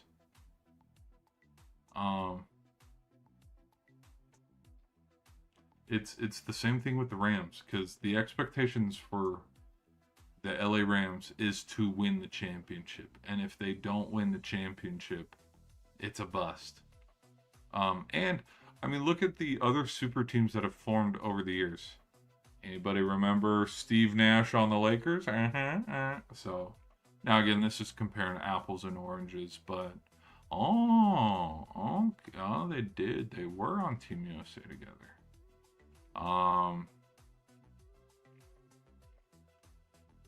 Yeah. See how many articles are about LeBron in jail. Voice crack.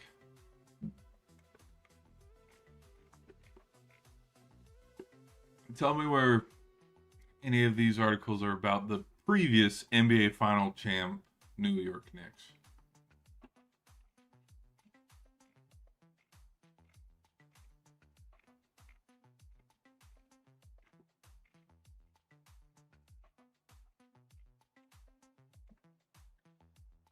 Damn, I guess not. Nobody's talking about the Knicks. It's like they literally just won it, and it's like we do not care. We don't give a shit. Oh my gosh. Dude, it's been all about LeBron and JV all off season, and a little bit of Giannis. Giannis was sprinkled in there too, but that is so funny. That is so funny. Which I do think the Knicks were probably on his list as well. But like with them winning the NBA championship, I think there would have been a lot of if you can't beat them, join them. The 9 mistakes that could sink my fantasy football season. Anything, me drafting anybody, because the second I draft them, they'll be like, I want to play like shit today. All right, let's go around the horn real quick and let's go look at some other ESPN type stories because we got to wrap up this stream. We've been yapping for almost damn near 3 hours, and I want to game a little bit too. So, thank y'all for hanging out. If you guys want to see a gaming stream, stick around. Packers CEO. What the hell am I looking at? Hold on. Packers CEO says financial bump need to stay competitive. Financial bump?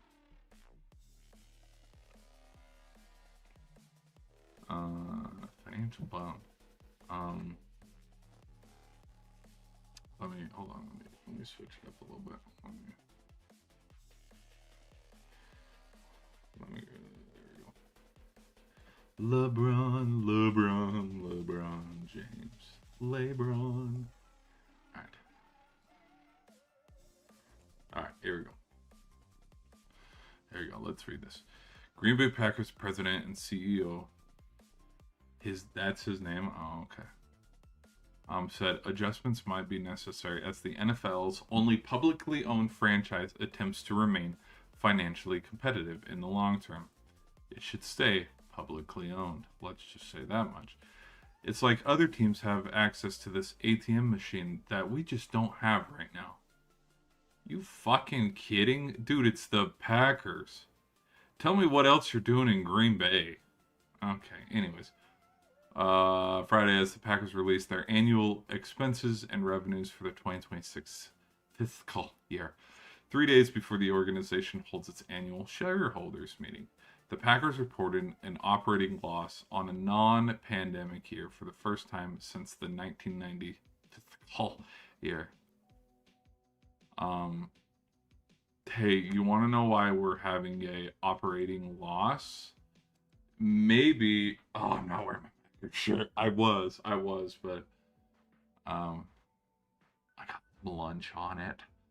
There's messes on it. Anyways, I had pancakes for lunch. Anyways, here's why. Probably because we play like dog shit in the games we need to win. That could be.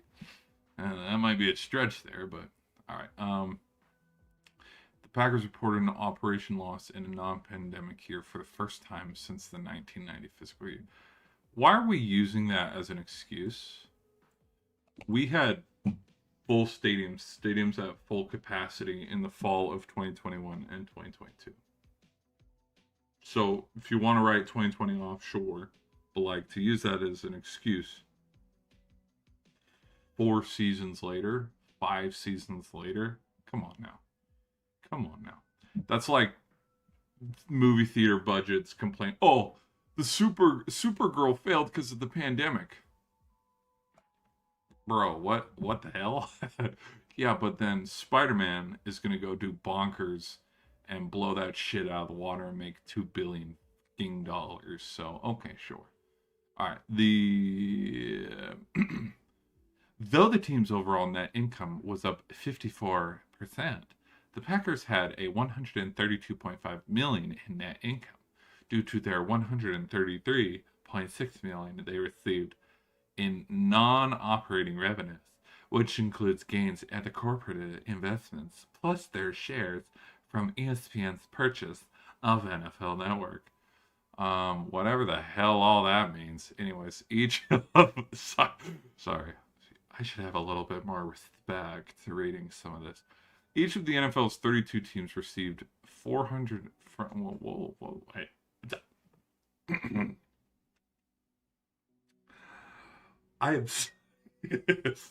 I'm sorry for all this shit talking that I've said about the Packers. With that being said, I would like to put my hat in the ring for candidacy of being an owner of the Green Bay Packers. And here is my promise to the NFL fans on why I should be the owner. You hear all these rumors about, what our boys downstate, because I think Chicago in relation to Green Bay is south.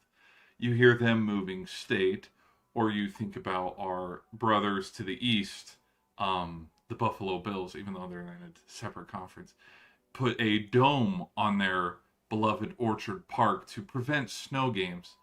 As owner of the Green Bay Packers, I will continue to refrain from my head being shoved so far up my ass and keep the game respectful and in the proper way of outdoor weather games, i.e. snow, rain, sleet, or hail, and keep the game sacred of how it was meant. And grass. We'll be keeping grass fields. I'll also put it up to par so that when the World Cup comes back around in 10 years, people can come to Lambeau Field, and we'll keep it as Lambeau Field, and it will be called Lambeau Field at beloved Lambeau Field. And if we're going to call it something, we will call it Lambeau Field at Vince Lombardi Stadium. We will not, give it to anybody. What else as owner? Oh, as owner, I will keep brands off of the effing jersey that we have because our jerseys are clean as shit. I will get rid of nasty ass away helmets with the all white. We'll get rid of that iced out look. What else will we do? I'll probably get rid of our Acme Packers leather. Actually, no, we'll keep the leatherhead helmet. That actually looks so cool. But considering I'm getting a cut of $453 million as the Green Bay Packers NFL owner, of those, they will all be donated to charities. I will probably only keep the 0.2 cut. Actually, let's round it up. I'll keep the 3.2 million. That will be my cut. But of that $450 million, we will turn around and, like a YouTube channel, put it back in the company of buying players, paying our employees, because I don't know, because freaking, we'll hire you from, who else is, the Bucks or the Brewers, where it's like, no, we actually pay our staff the most. What else? Oh, as owner, I'm not going to pay out of the bank of like, oh wow, that prospect, we really reached for them and paid them the bag. I will be giving players LeBron type deals of, you're gonna want to come here. You'll take a pay cut to come here. And yeah, there's my sales pitch for being the Packers NFL owner. All right, here we go. Also, shareholders probably free tickets. What else? Residents that live in Green Bay, free tickets. What else? I'm going to try to put this on cinema, television, 24/7 like the Cowboys. And we will call it VAVY's World instead of Jerry's World. Okay, anyways, enough of me grab ass, and here we go. Let's continue. Each of the NFL's 32 teams received $453.2 million. Again, the 3.2, that's coming straight to me. In operation costs, the Packers reported $700, oh my gosh, in revenue and in expenses. What? So is this they spent and they made? Policy said that the rise in all expenses was due to a $130 million increase in player costs. The Packers acquired All-Pro edge rusher Micah Parsons from the Dallas Cowgirls last year and signed him to a 4-year, $188 million. Yeah, as owner, we ain't doing this shit. We are not paying out of.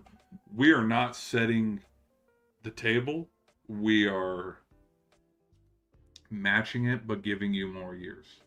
We'd rather have a player stay on for a year or two longer than lots of money for a short amount of time. That's probably what I would do. With 136 guaranteed. They also accelerated payments to some players who were traded. We're going to have to be more aggressive. With revenue generation going forward, policy said. And we all know the cost of competing in the NFL is going up. No, it's not. No, it is frickin' not. That is some bullshit. Because here's why. No, I disagree with that. And the reason why I disagree with that is look at what the Sixers. Well, yeah, look at what the Sixers just did in playing LeBron. But look at how many times did Tom Brady take a pay cut? How many times did, Mahomes just restructured his contract? I think the Chiefs have won a couple Super Bowls. Yeah, I think they have. I might be wrong. Who else? Brunson with the Knicks taking a pay cut. It's a little bit of it has to do with money, but a little bit also has to do with the culture of the team. How many guys do you think wanted to play with Rodgers, wanted to play with Brady, wanted to go play with Manning, and took pay cuts to get there? paying top dollar and buying a team doesn't always equate to a Super Bowl.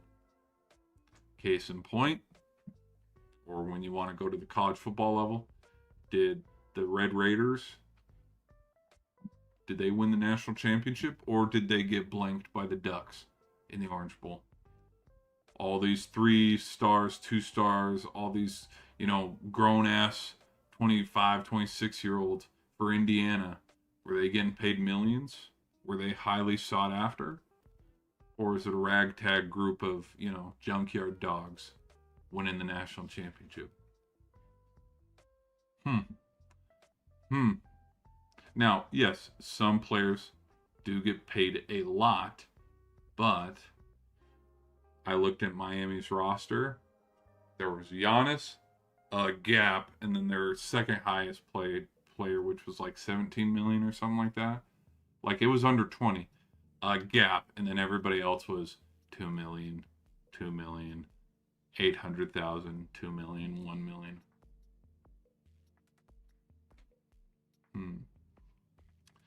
Anyways, cost of competing in the NFL is going up, and other teams have access to capital sources that we just don't have. Also, Tyreek Hill. If Tyreek Hill was healthy and that knee was good, people would try to be. Oh, well, yeah. Anyways, the ability of NFL franchises to sell minority interest in their team puts the Packers at a potential disadvantage in the long run. No, it doesn't. For example, a team can sell 5 to 10% of their equity without giving up any controlling interest in teams, and they could raise more money than we have in our capital reserve. Hold on. Sorry, I was too busy staring at my boner pills here. My bad. I need my boner pills. All right, uninteresting.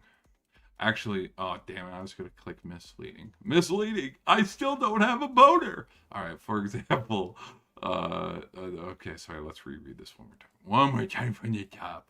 Okay, here we go. For example, a team can sell 5 to 10% of their equity without giving up any controlling interest in the team, and they could raise more money than we have in our capital reserve.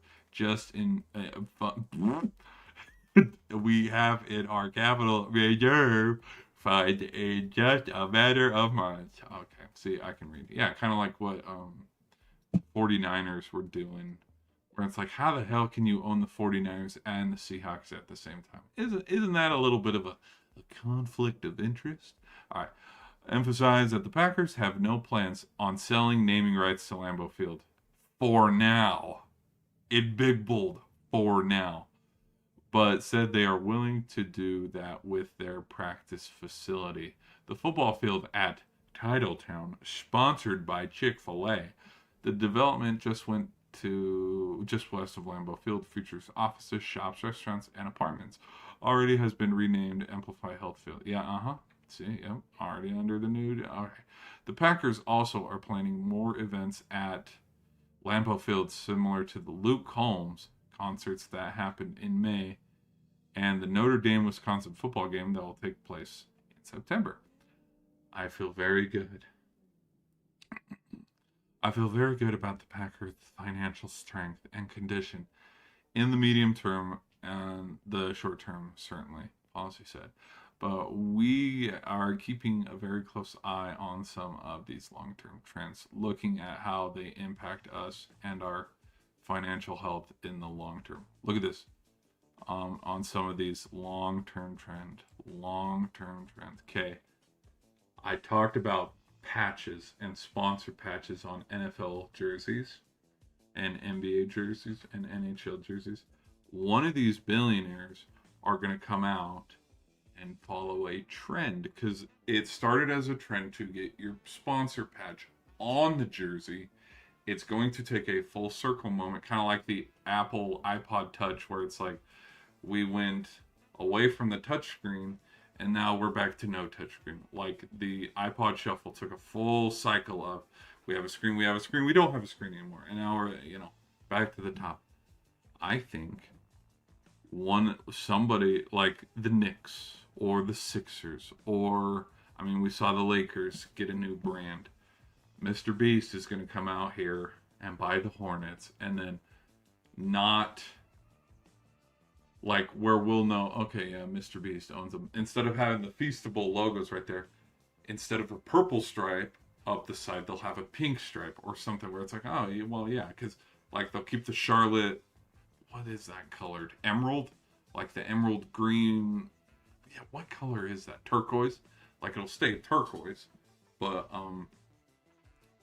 they'll be like, wow, of all 30 NFL teams, 29 of them have patches. Why don't the Green Bay Packers have a sponsored patch? And they'll go, oh, that's why. And then everybody else will follow that trend. And then, yes, we don't have any more stupid logo patches that ruin the jerseys in the NHL. Yes, here we go. We don't need to look like foreign leagues with logos and brands all over our jerseys, shorts, and helmets. Yes, let's go.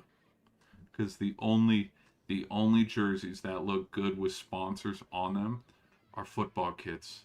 That's it. But they've been doing it since the 90s. So it looks normal. Normal in the ways of like we're used to it versus like I like how national teams like Argentina, Spain, USA, Belgium, no logos. It's just the kit, their kit logo, and the stars if they've ever won any championships. But like you get into the leagues, it's like you got the Spotify logo, you got. So I just, yeah, I think that, trends. You rewind the clock, man. You go look at, even in the 2021 NBA season, not every NBA team had a logo on their jersey. Like the Wizards didn't. I think the first handful of teams that started to get sponsor patches, like I know the Warriors had one in 2018, the Cavs didn't have one, the Bucks had one in 2019 because it was Harley Davidson, which it kind of was tough. Like the orange and the green contrast, it kind of looked cool. Anyways, but all right, let's continue. Here we go. We do have to make sure that we are always in possession where we can continue to invest wisely in whatever invest. What the? This is football, bro. Why are we using words like invest? Compete. You can use the word compete in whatever it takes to field a championship caliber team. Unless our 4-time MVP quarterback needs offensive weapons, then go fuck yourself. Whether that's player costs and football staff or facilities. Lionel Messi. So financial bump needs to stay competitive. Okay. Interesting article. Interesting. Very, very, very interesting. LeBron chooses 76ers, calls it his last decision. And I believe it was the final decision as well, because we talked about it a little bit at the top of the stream. I was going to talk about the reasons on why it was never James Harden. From reports, LeBron was trying to get Kyrie out of Dallas and reunite at the Cavs and send James Harden off, because has Harden ever played with LeBron? Nope. That's kind of something I've noticed, is LeBron has played with so many guys, but Harden, he's never played with Harden. He's never played with Curry. Never played with Butler. Never played with who else?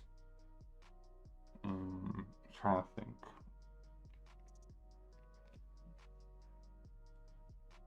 Kawhi. I'm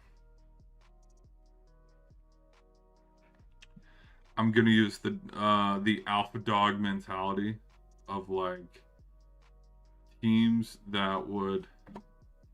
Brown.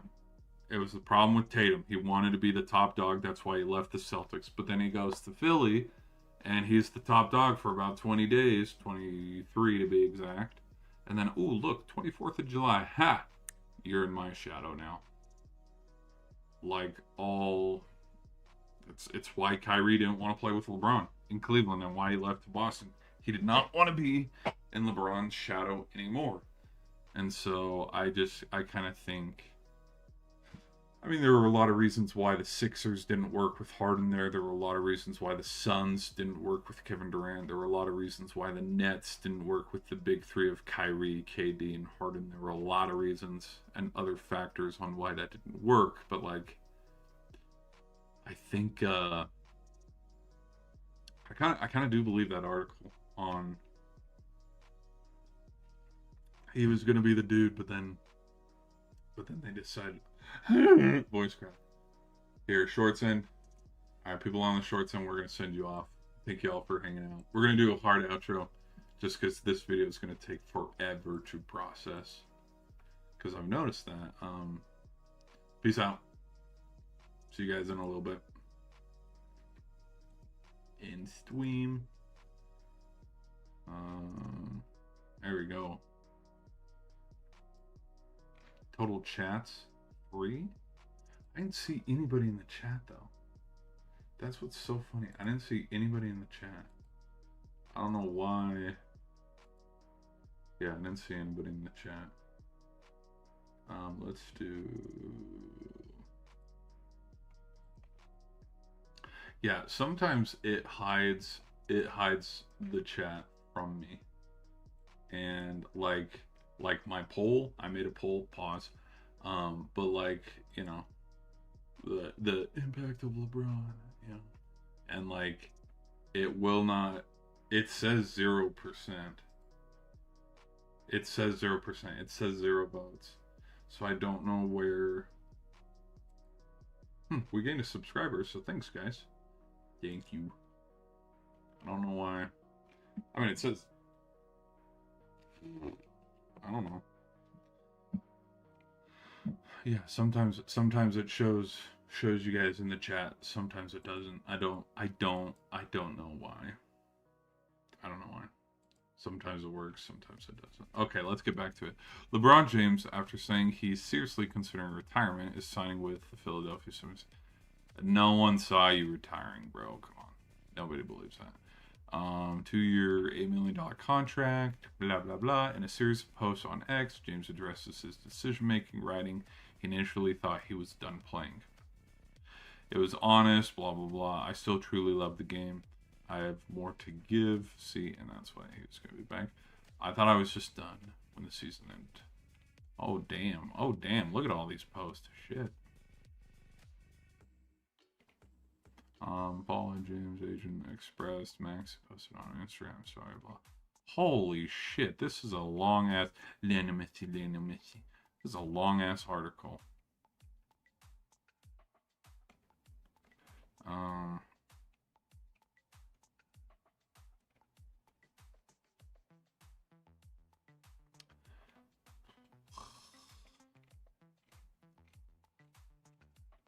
I think the Sixers were the last decision too, because I think the Cavs decision got held up because Kyrie didn't want to leave the Mavericks. New York didn't work out because I think there would have been a lot, and I mean a lot of backlash if he went and joined the Knicks, because it's like the Knicks are Brunson's team, and I don't think that went over very well. Behind the scenes, and also just the amount of backlash of, really, you went and joined the team that just won the championship. If you can't beat them, join them. Because now we're hearing reports too that all of a sudden, after wanting to ship out of AZ and taking all that money from the Suns, apparently Kevin Durant's interested in going and playing in Philadelphia now. Okay. After saying, hey, there's no other place I'd rather be than Houston, baby. Okay. Sure. And then I think the Warriors one fell apart because I actually think they probably wanted. There's parts of me that think the Wizards were like, hell no, you ain't getting Anthony Davis, and they didn't let him. But I also look at the two big dogs, two big alphas. Steph and LeBron would work on paper, but like, can they really? Oh, we've lost 3 games in a row. Who's the sports media? Who's ESPN going to blame? Are they all of a sudden going to turn tail and blame Curry? or are they going to blame LeBron? Two alphas button heads. So yeah. All right. ESPN, NFL. Hey, something happened in the WNBA. Damn, I must have missed it. Dang. But I will say, regular WNBA content, damn, I missed. But Sophie Cunningham, ooh, somehow that's all over my feed. Her most recent post. Girl, I said what I said. Okay, anyways. Why Neighbors could be huge for the Giants. Well, obviously, yeah, he's their number. You think Odell's their number one? Come on now. Do the Patriots have what it takes to make it back to hell? No. No, they do not. Does the 27 draft class deserve all this hype? No.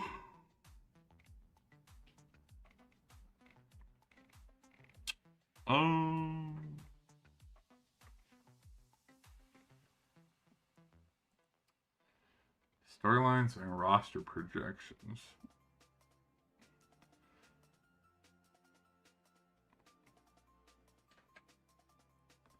Yeah, I would also say, getting rid of your head coach, that's a big deal for the Bills.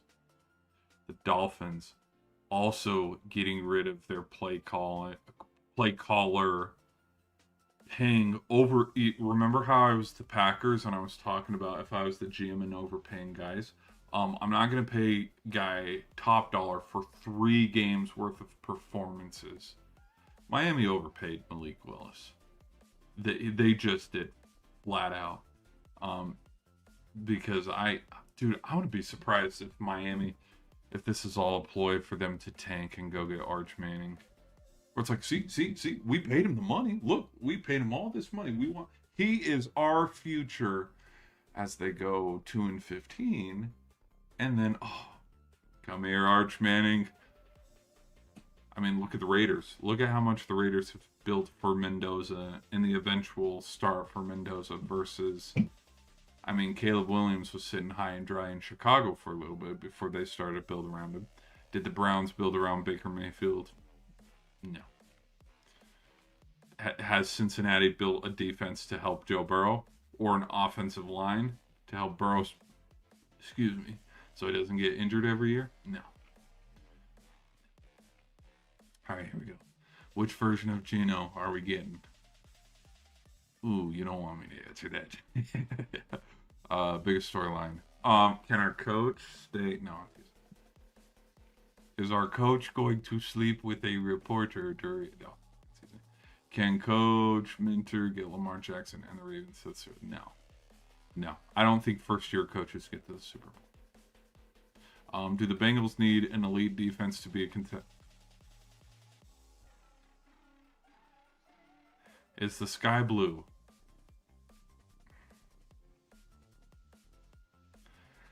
Biggest storyline. Who will start at quarterback? Watson, but then probably Shador. Because we know Dylan Gabriel ain't seeing the field.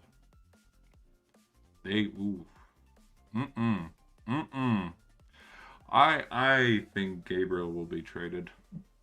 I don't think he's gonna sit. Because you put, for example, the Brown voice crack. Sorry.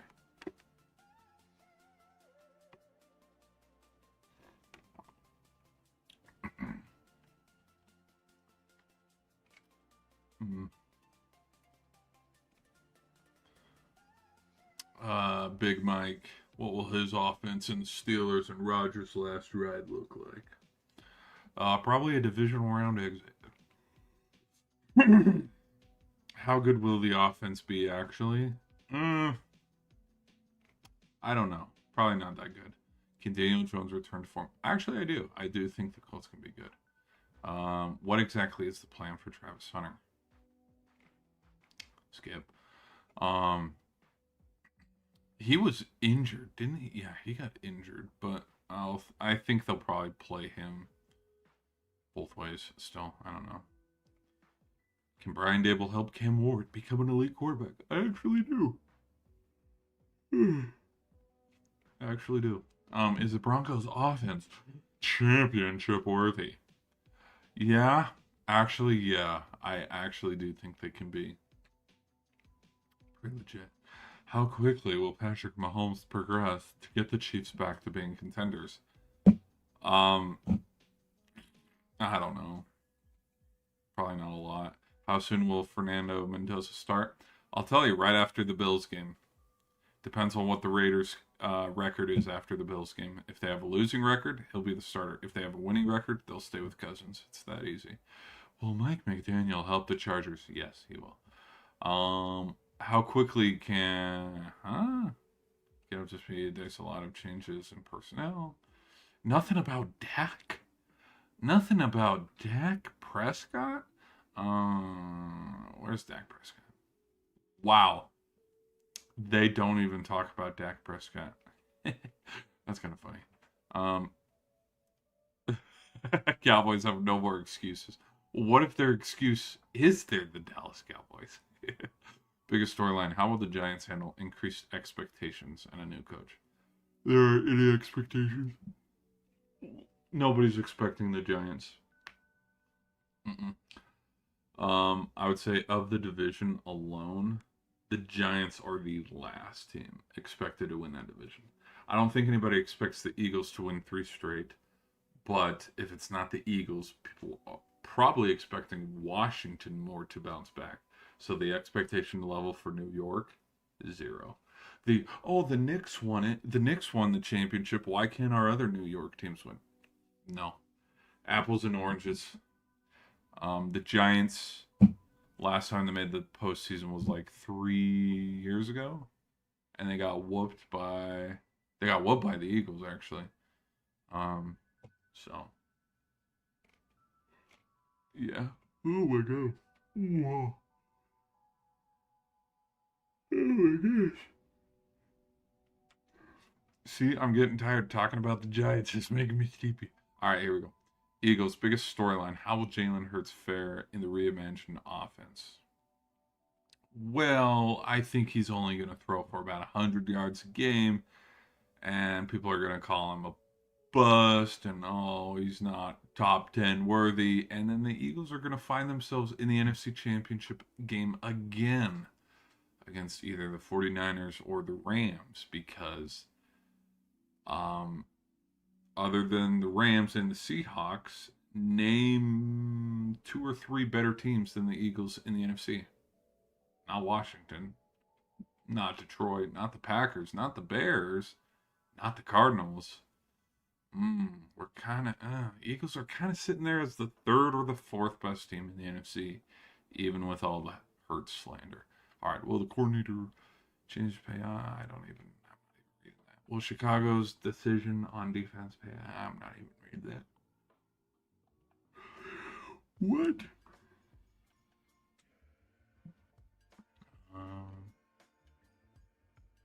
I think they need to be more cautious on the Madden curse.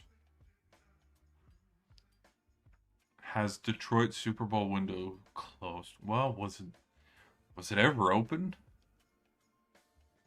I'm teasing. Oh, here we go, baby. How can they avoid another late season collapse? The Packers were 9-3-1 and had a 9-point lead in the 3rd quarter of their Week 15 game against the Denver Broncos. Did we really? I don't even remember. Who would go on to be the top seed in the AFC. That's when it all crumbled, guys. The Packers lost to the Broncos and didn't win another game the rest of the wait, shit, really? Ending the season on a 5-game losing streak. I think Jordan Love was also injured, which insert Malik Willis. He plays decent, which gets him the contract. I could be a little fuzzy on the details there. But the Broncos game wasn't the only one they gave away. They blew 4th quarter leads in 2 losses to the Bears. Yeah.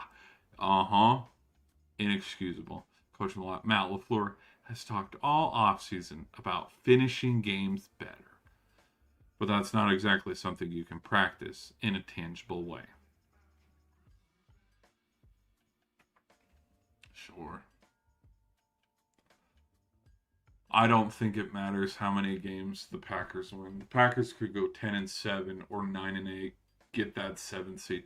It doesn't matter because if they're playing the 49ers, you're out. They're playing the Eagles, you're out. They're playing the Rams, you're out. Even if they beat, because the Packers play the Chiefs, Bills, Rams, they play another team. Like there's a chunk of their schedule. I'm gonna lose that freaking article, and then I'm gonna be pissed as shit because I can't find it again. Right here, right here. Look. Patriots, Vikings, Rams, Saints, Bills, Dolphins, Bears, Texans, Lions. Look at that chunk. Look at these chunks of games right here. Oh, so they don't play the Chiefs. Whoops, I lied. My bad. But Rams and Bills, they're gonna win one of these games because coming into it. Oh, what? Hello?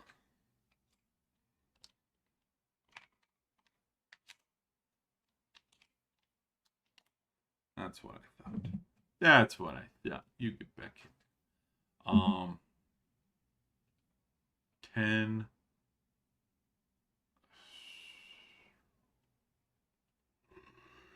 Them beating the Panthers. Them beating the Panthers. I know we just talked over the 5-game losing streak, but them losing to the Lions, beating the Panthers, going 1-2, 2-2, 2-3, 3-3, 3-4, 4-4, 4-5, 4-6, 4-7. Them going 4-7 at the end of the season isn't gonna happen. They're gonna win some games, but like even if they rematch with the Rams, like let's say the Rams are the 2 seed and they're the 7 seed, and there's the rematch in the wild card. Oh, we kicked their ass, man. We belt to ass. We beat the Rams 30 something and 17 or something. Like we had 4 touchdowns and blah blah blah. That game in LA is gonna be whoa. So yeah, late season collapse would probably be another headline, but hey, can we get past the divisional? Because for the last handful of years, they've not been able to. And the way I feel about the Packers is kind of the way I feel about the Chiefs, the Bills, the Ravens, the Steelers, the Eagles, where it does not matter. Look at the 49ers with their injuries, their seeding.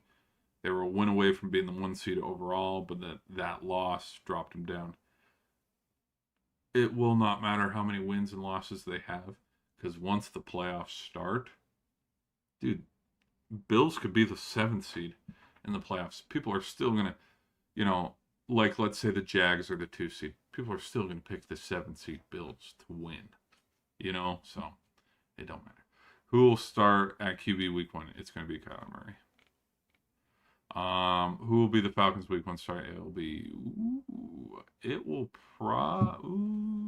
don't know if it would be Tua. We'll have to circle back on that one. Does Bryce Young play himself into a new contract? Hot take?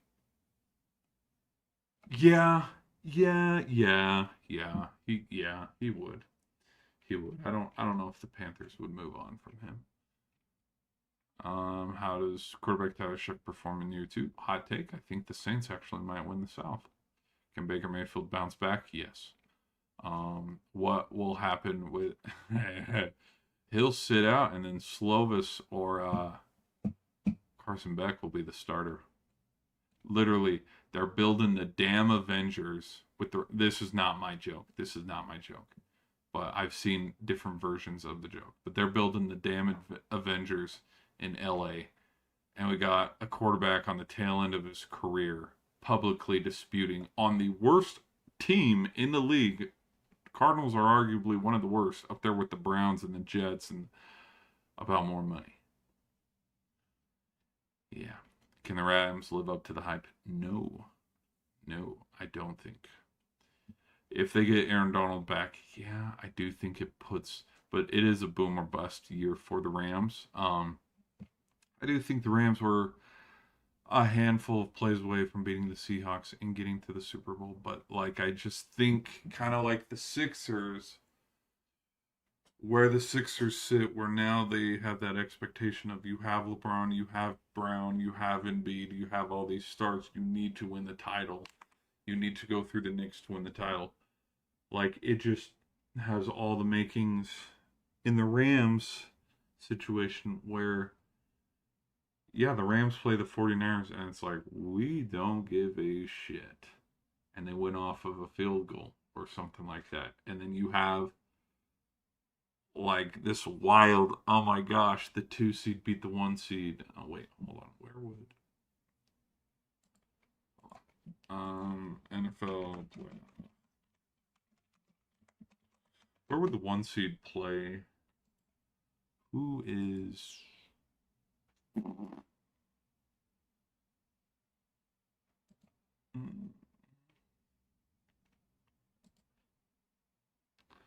who plays that 1 seed though?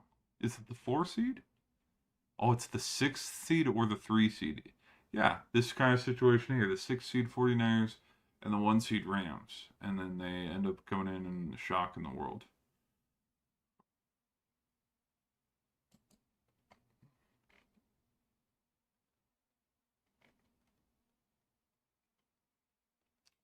Oh, this is like looking at dinosaur bones, man. Look at that. Holy shit. Look at that. That is an old ass prediction. Saints over the Eagles. Man, don't. You.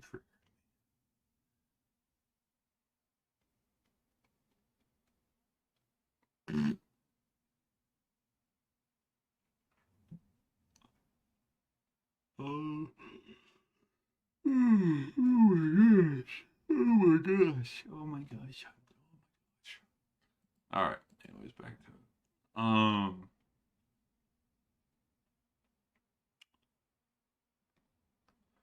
Did the 49ers do enough? Yeah. Are the Seahawks built for repeat run? No. No, they're not. All right. Let's go to the MLB. I haven't heard. I'm just hearing now that I think that aren't the White Sox the #1 team overall standings overall. Oh, someone was lying out their ass. They're 34 wins. They're not the best team overall. Okay, someone was lying. Soccer.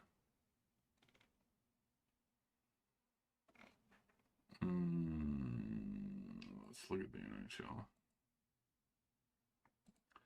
Look at the NHL.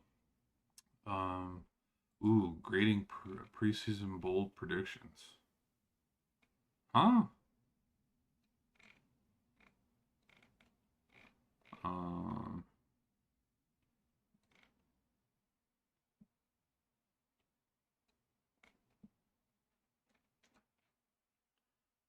Yeah, but he's not even on the. When the hell was this released? What, a day ago? Hold on, but Sergei Bobrovsky's not even on the. Lightning will win the Atlantic. Canes will win the East. I don't actually think so. I don't think so. I don't think the Canes are going back to back. Rangers return to the play. That's a stretch.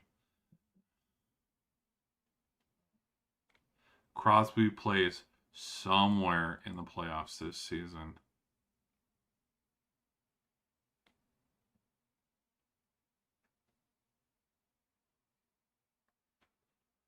Huh? No.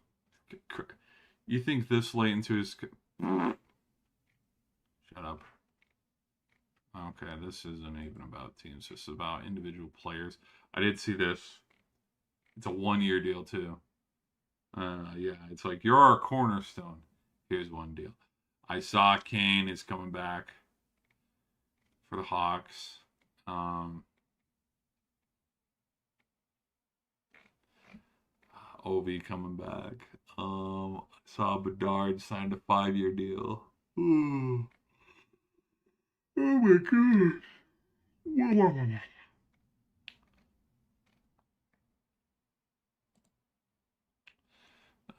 Where is the World Cup? Let's talk about the World Cup and we'll wrap up our sports bag. Spain didn't have Messi, Mbappe, or Holland. How they won the World Cup without a star? Whoa, whoa, time out. Yamin Yamal is the star. Okay?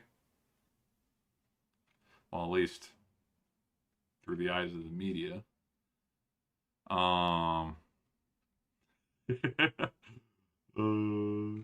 they wanted to, grading FIFA's changes to the World Cup from expansion. Yeah, they wanted to be like, oh, he gets an F. We need to investigate him. And it's like, then they do. Here's how Spain. Here's how Spain won. You ready? Here's how Spain won. Defense. Defense. They kicked everybody's ass with defense. I will admit, I was off the bus the second they tied with Cape Verde. I was not impressed by their 1-0 win over Uruguay. I was not impressed by their 3-0 win over Austria because it's Austria, okay? Argentina did the same thing. And then Algeria also tied with Austria. Um, I was not impressed with their round 2 win over Portugal, 1-0. I was not impressed with their Belgium win.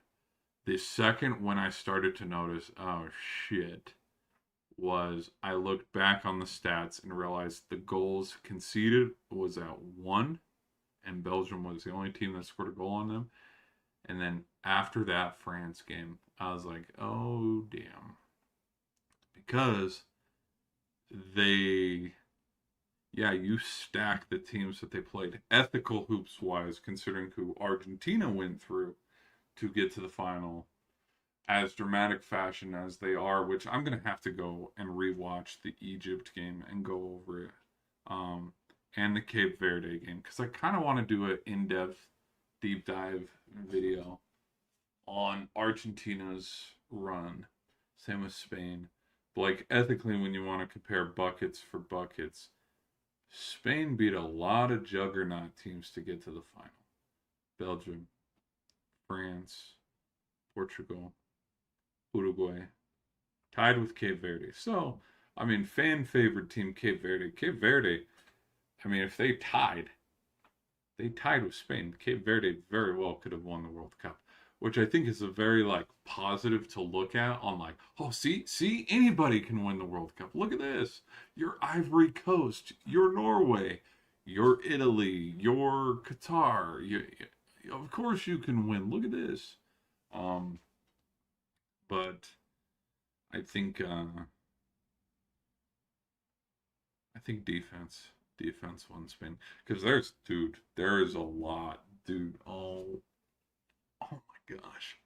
Let me show the Los Malvinas son Argentinas. Los Malvinas uh, son. So this sign right here.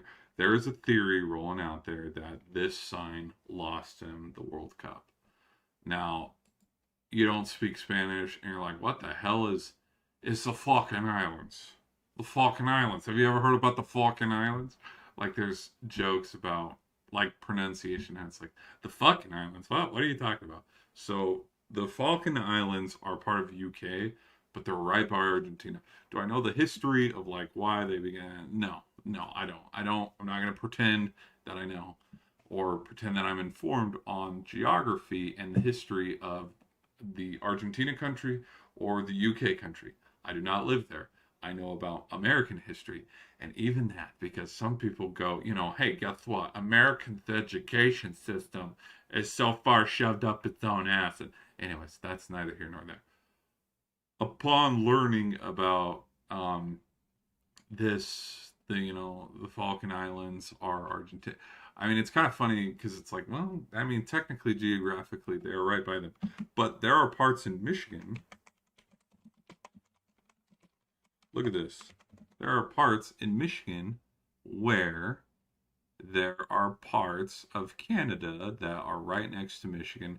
You look at frickin' Russian and Alaska. Dude, Russian and Alaska are touching. They're kissing each other, dude. There is a border. There is a road that you can literally go. Hold on. The longest road in the world. Hold on.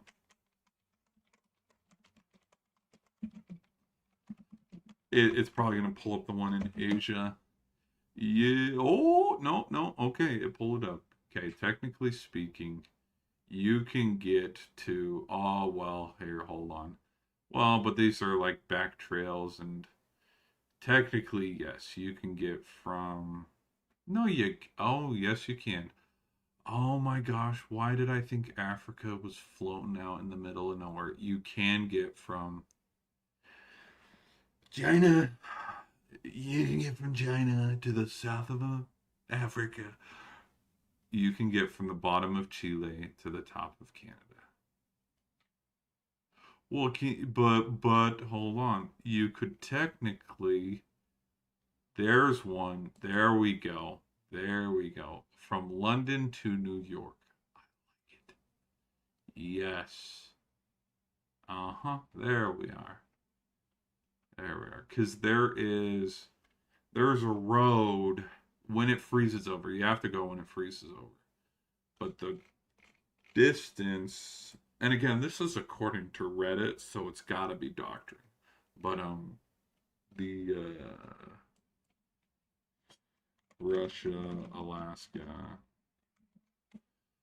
um, the Bering Strait. Really? That's been the Bering Strait this whole. Yeah, you can get. See how they're almost kissing right there? They're almost. Hey, smoochy, smoochy. Yeah, just whenever it freezes over. Oh, there's another photo. But there's, because someone. Yeah, there we go, right there. Yep. Whenever it freezes over, you just drive over it. Um, and again, 53 miles is super close, super close. Well, no, yeah, that's about uh, Tucson to Phoenix is 2 hours, 2.5 hours. But why the hell did we get on that from what was the point that I was trying to make? Damn, I don't even remember the point. I don't even remember the point I was trying to make. Oh yeah, the Falkland Islands. The but yeah, dude, there has been some freaking just whatever about that.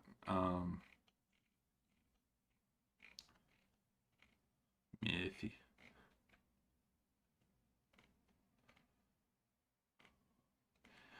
Donald, where is the Olympic Charter? International Olympic Committee.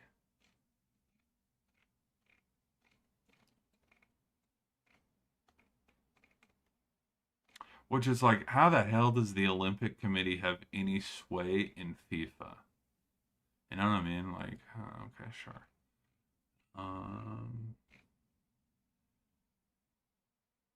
Oh, here we go. Okay, so Germany does have a new coach. Germany does have a new coach. Well, I was talking about Pochettino finding a new spot too, because France is getting a new head coach. People were talking about a changing of the guard for Brazil's head coach. Mathy. Um, Yeah. Damn, man. It sucks. Sucks that they lost. But they were like there was a rumor going out, like there's a rumor going out that like Argentina's team is under investigation, which it's like okay. Cuz like pretty soon here, and I've said it about like college football, considering hold on my mouse. Considering that let's compare genres, but like kind of compare apples to oranges. Michigan, after Michigan won the national title, what were they trying to do? They were trying to, do a witch hunt on Harbaugh and find all the cheating scandals and sign stealing and all that yada yada yada. Here's the thing. Yes, but at the same time, no, because Michigan's run game was damn good that year. Damn good. And as far as I know, how many games did McCarthy win with his arm that year versus Michigan's stout offensive line and run game winning their games? Do you think Michigan sign stilled, if that's even a word, but saying it in the past tense form? Do you think Michigan was sign stealing against Alabama and that's why they beat Bama on Nick Saban's last game? I don't think so. But I would need to rewatch. I would need to rewatch Bama. I would need to rewatch the Bama game for me to. Okay. Yeah, this is out. We're going to throw this away. While we throw that away, did you hear about the Falkland Islands? No, I didn't hear about the fucking islands. What'd they say about the fucking islands? No. Because there was like, all the scandals of, oh shit, do I even want to look it up? Let's, Tina soccer scandal. Let's look it up. Let's look it up. Let's look it up. Let's look it up.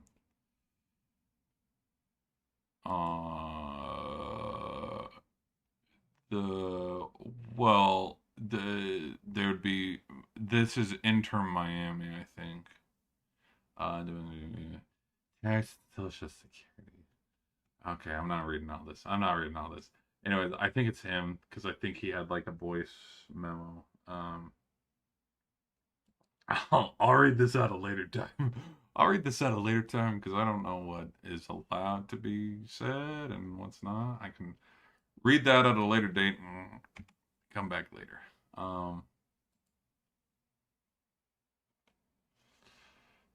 Yep, there we go.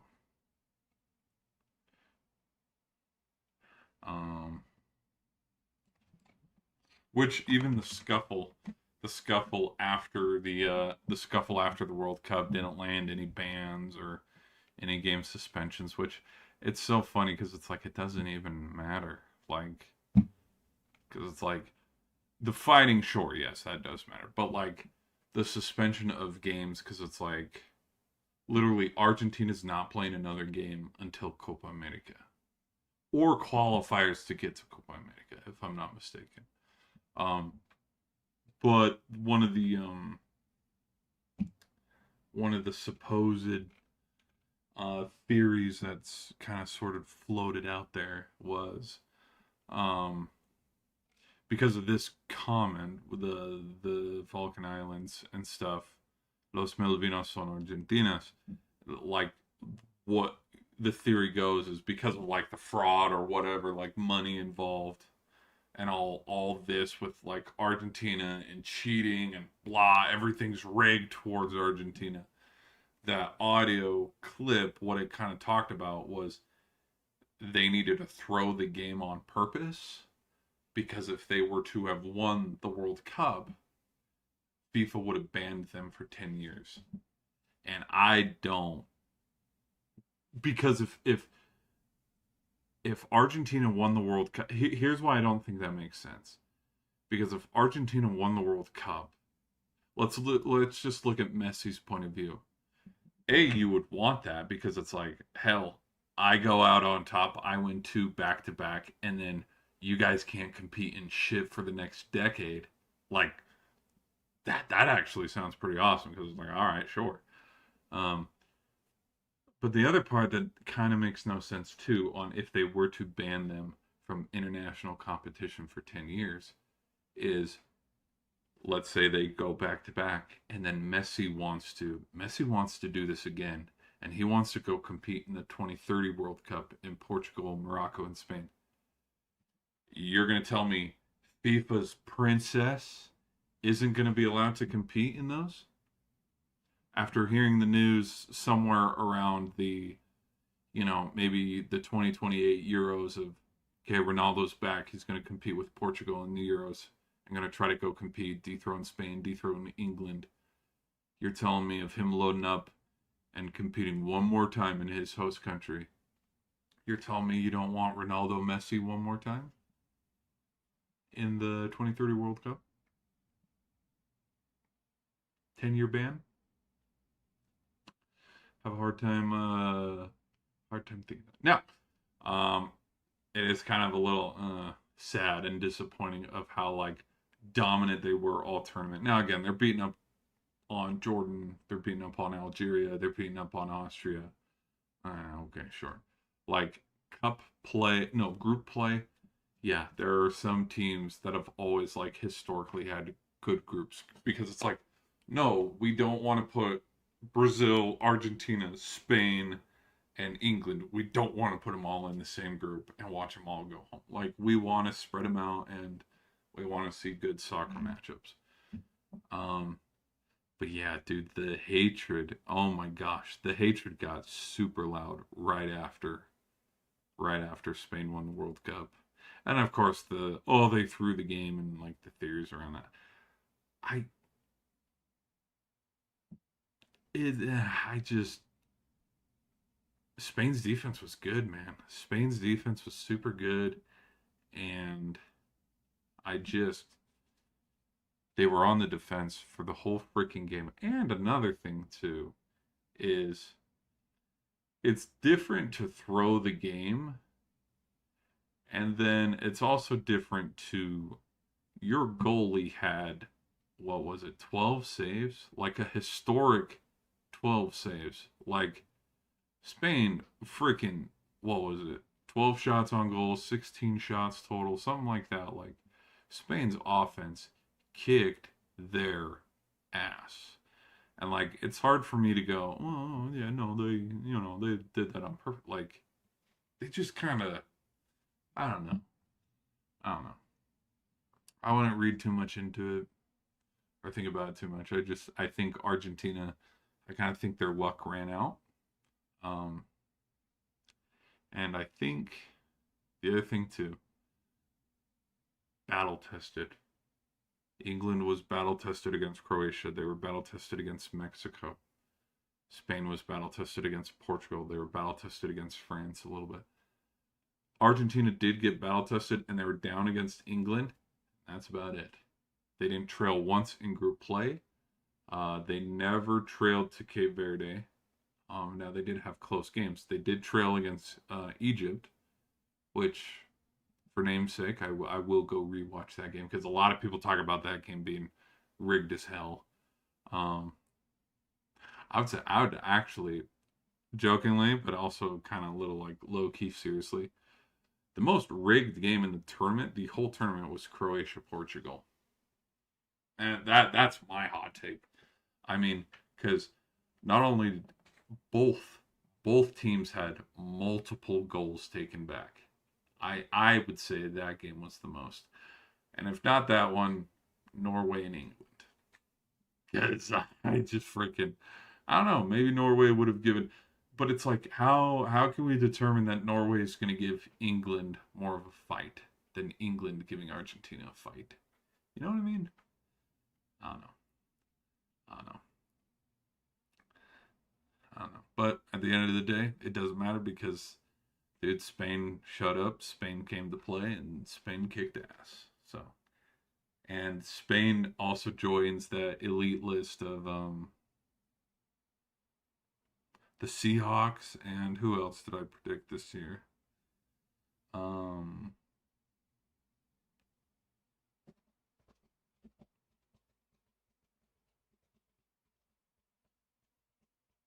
I didn't overlook Indiana. I thought Indiana would actually go pretty far. No, not Patriots. Seahawks. Um, I knew Michigan would get to the Final Four. I predicted them getting to the Final Four. Um, Hockey wise, I had Carolina against Dallas in the championship.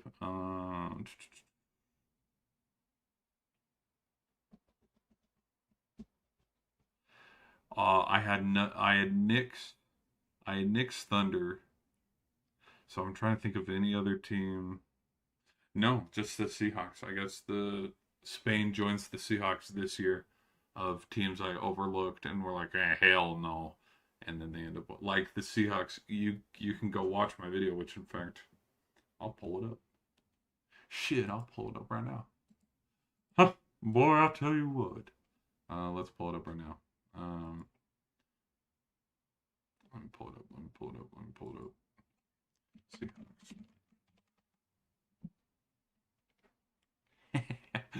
There it is.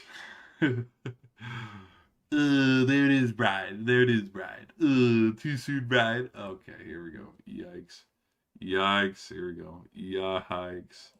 Yikes. Do I even want to? It's a 4-minute video. Ugh, yikes, Brian. Here we go. How does this look? That doesn't look too good, Brian. Let's go right here. You're eating hair. Let's extend that out. Let's go to theater. Oh, there we go. Let's go. All right. All right, me. Take it away, me. After letting go of Coach Carroll, Geno Smith, you're getting Cooper Kupp on board. You drafted a quarterback, Jalen Milroe. You're bringing Sam Darnold in. There's a lot of high expectations for how well, Kenneth Walker, Jackson Smith-Njigba, how well these Seahawks can do. There's a lot of expectations, but I want to settle them just a little bit because, again, this is still the Seahawks, and I want to buy into the Sam Darnold hype train, but I can't, considering what we saw. They lost these first 2 games. They started 0-2. They started 0-2, so I wasn't wrong here. Also, shit, we're here. We might as well. I'll show my Bucks prediction as well too, because I did have the Bucks starting out 5-0 or 5-2, 5-0, 6-1 or something like that, and the exact same record. And I was like, holy shit! Give me the lottery numbers. And how last season ended. I will say though, I think this division in the West is probably, I think on paper it looks like a 3-headed race between the Cardinals, Rams, and the 49ers. But realistically, I think it's only 2. I think it's going to be between the Rams and 49ers. So we'll just see. That aged like milk. Thursday Night Football on the road again. No, sir. No, sir. At home against the Bucks. Probably not. Against the Jags. Probably not. At home against the Texans. I can see them winning that one. Against the bye week. The bye week likes to punch real hard. So give me a loss there. No. But against the Washington, probably not. Let's pull up. Hold on. No, I like this. I like the way this is going. Let's pull up schedule. Let's compare. Let's compare and contrast how their schedule actually went. Schedule. 2025. Okay. Let's go. So 3 went and they lost to Tampa. They beat the Steelers? They did beat the Steelers. Okay, so lost 3 wins and then they beat Tampa. Yikes. And I had them losing to Jacksonville too. Oh, Jacksonville's after Tampa. Okay, let's keep going. Against the Cardinals, I can see them splitting the series 1-1 with the Cardinals. Traditionally speaking, from home team wins. It was not but split again, 1-1. They went 2-0 against We'll the see Cardinals. where we are in Week 10. Maybe Damn, I'm Kyler Murray's jumping playing around. not NFL. Oh wait, we're on Maybe he's November. playing MVP type football. Yeah, Because we're on November. the way that this Okay, so schedule for the pause. Cardinals Oh, fares shit. out this season has a lot of 2021 vibes. So we'll just see. Okay, shit. Okay. So to this point against the Cardinals, I had them sitting at 5 losses, 6 losses, 3-6. 3-6. When in fact they were whoops, 5, 6, 7, 2. Yikes. I think I had them only winning 4 games. But on the road against the Rams, probably not. I was right on that one. Kiss my ass. Okay. Against the Titans, I could see them beating the Titans. Did they beat the Titans? See? I know ball. At home against the Vikings, I could see them winning this. But then we get to a stretch here where a lot of these games seem pretty favorable, except the division ones. They're not going to win out. Ass hurts. Yep. See that? We've been streaming too long. My Kansas City ass beat the hurts. Colts. At home against the Rams, Thursday night football. This might be one of those games where it's like, whoops. I don't know how we beat you, but we did.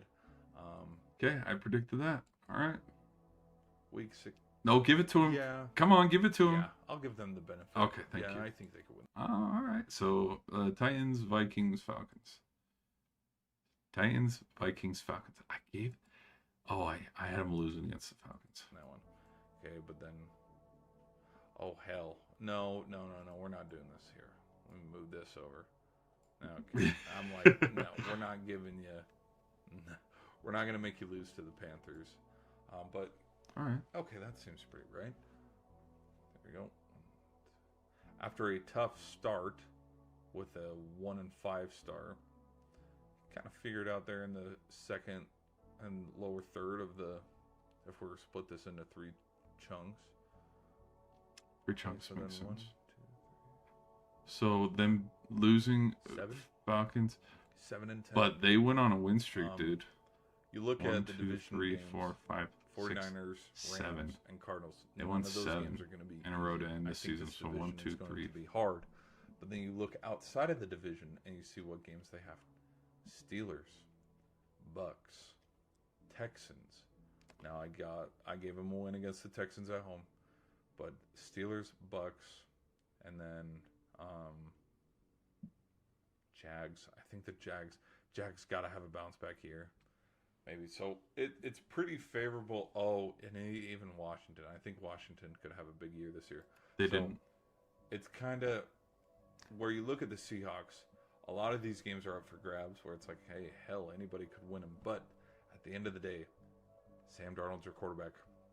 So, but I'm not going to jump on that one too much. I've already triggered you Seahawks fans. I'm sorry, but let me know in the comment section what your prediction for the Seahawks for the 12th man with their 50th year is going to be. Be sure to hit that like button, and I'll see you in the next video. All right. I see you. Okay, now let's get into what was the other. Who I was talking about the Seahawks, but then I said we'll look at another. Look at another NFL team. Who was that NFL team that I was talking about? Is it the Bills? Oh, the Bucks. It was the Buccaneers. Okay. It was the Bucks. It was the Bucks. It was the Bucks. This video was kind of successful. I just got done doing the Saints one, and that one hurt my brain. These are preseason games. Let me move myself here. All right. Yeah, we fit in nicely right here. Okay, let's roll. You know what I'm gonna do? I do not enjoy this person taking my content, and so I'm gonna copyright myself. Into this though. Week 1. W. It's watching. Just watch the Mona Lisa get painted right here. Watch it. W.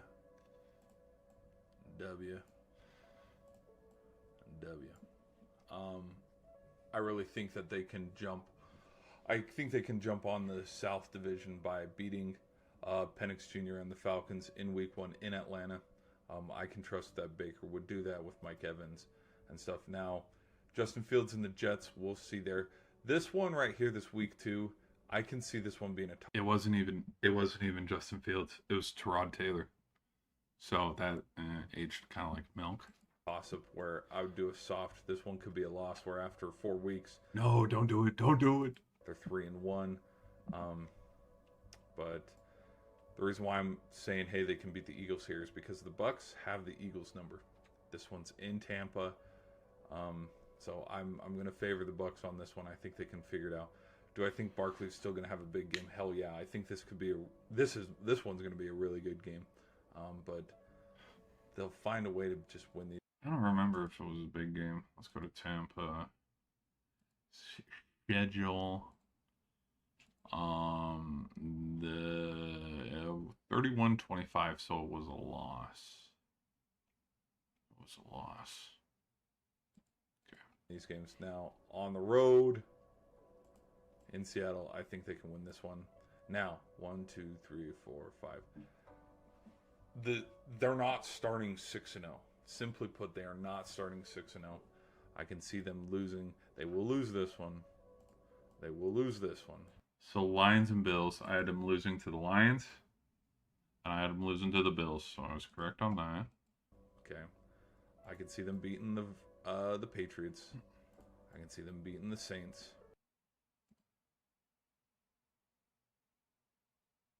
Did I beating the Saints? Wait, but the October game. Right here, October. Okay, I had them beating the Saints.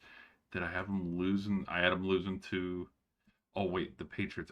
They lost this one. 28-23.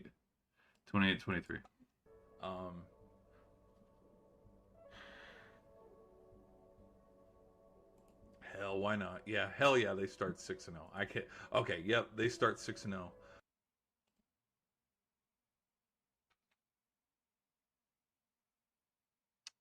Started 5-1.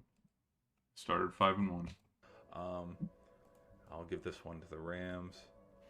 I think they could beat the Cardinals. I think they could beat the Saints.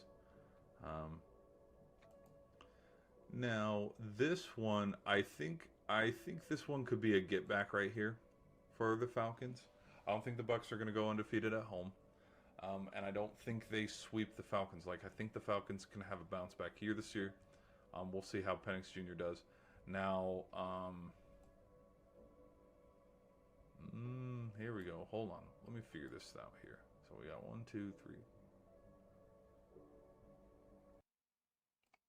2 seed in the NFC. As you know, okay, they win 1, 2, 3, 4, 5, 6, 7, 8, 9, 10, 11, 12, 13, 14 and 3. That would more than likely secure a 1 seed or 2 seed in the NFC. As realistic as that might seem, let's temper our expectations here, because I don't know. Like sometimes Baker will still play bad football, or just the team might just choke away leads or something. There's no way they finish 6-0. There's no way. They're just the parody of the NFL. With how the Panthers might have a bounce back here. I don't know if they sweep the Panthers. They very well could. You know, if we got a healthy Miami team with a healthy Tua after Christmas, deep into the season, we don't know how healthy the Bucs are going to be. We don't know how healthy the Dolphins are going to be. This could easily be Spoiler alert, they weren't. a loss. So I don't know. Let's leave it with this. So I got the Bucs going to what? 1, 2,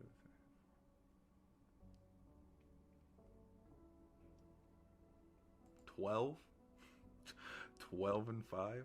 12 and 5. This one could be a loss. But they have a pretty favorable schedule. They really do. It was a win. The only tough games I see are Eagles, but that's at home really early in the season. 49ers at home, but again, early in the season. Then look, the tough games. This was a hell of a game, though. This game was rock solid, man. because this game right here, now that I'm looking back, because hindsight's always 2020. This game is when it was really the Rams game when they got blown out on Sunday Night Football, but like this game back and forth, like people penciled in, okay, it's gonna be Bills and Buccaneers in the Super Bowl. Um, and just yeah, no, the Bucks were super good just from that Rams game and after losing. I think there were a handful of injuries. I think Mike Evans got injured. I think Emeka Ibuka got injured. I think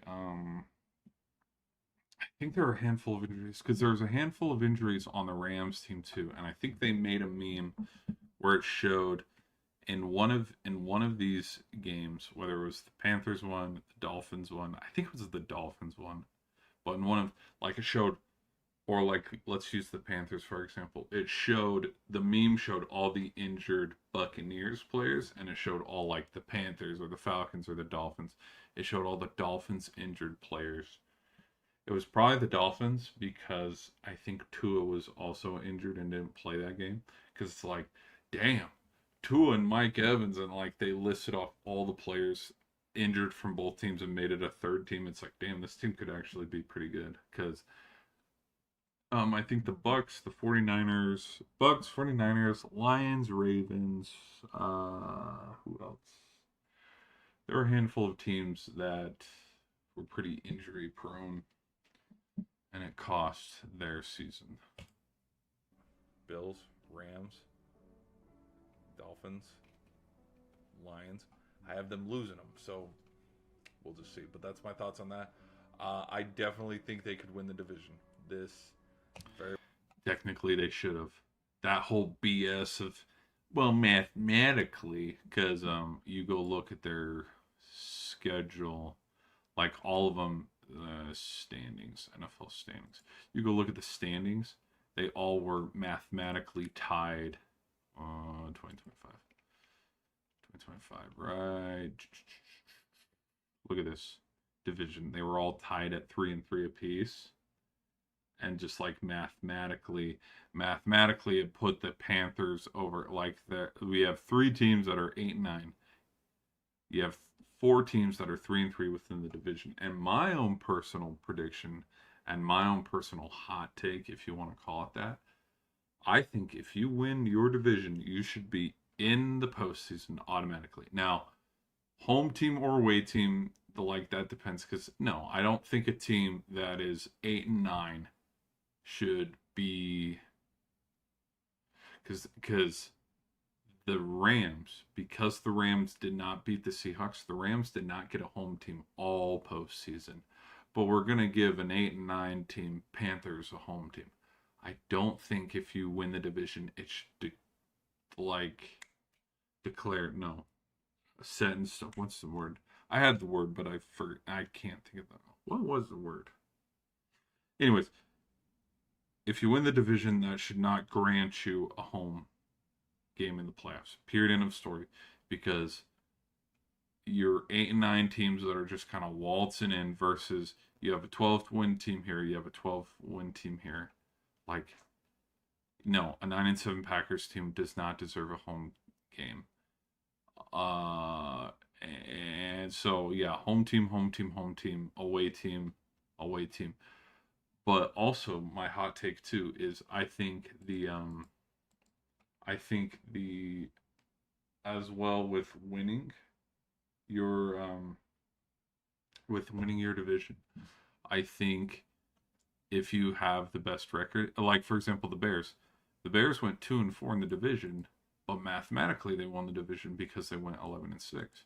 If anything, it should have been between the Packers or the Vikings winning the division. And this is a huge proponent when you go look back at the 2022 season. Let's look at the Detroit Lions. They went 5-1 in the division. They upset the Packers in Lambeau. And Aaron Rodgers, that was the last time we saw him in a Green Bay jersey. He walked off the field because he was with the Jets the next season. Mathematically, because I believe the 7th seed that year was the Giants. It was the Giants or the Seahawks. I can't remember. But look at this: 8-9, 7-10, 7-10. Like, does Tampa deserve a home game? No. Um, but I think yes, Minnesota had a better win-loss record, but like, look how set in stone and copy paste that is. It's not like we're tied here where it's like, well, you kind of can't, because it's like, yeah, they split the series 1-1, but it's like, then you got to compare. Well, how did Philly do against Giants? How did Philly do against Washington? How did, like, there's no other tied record. Like, they took the division outright. The Niners, they took the division outright. And so my hot take is, I believe that if you win the division in this way, but you do not have the best record, divisions should be determined by division wins. Because if we don't give a shit about this stat here, why the hell are they ranked in divisions? Make an open group play. You want to talk?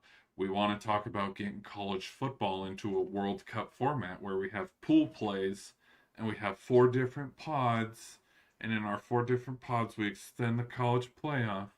And if we want to go by that metric or whatever, throw the divisions away because we already have in college football, and just have them play each other, and then take the top 7 teams from there.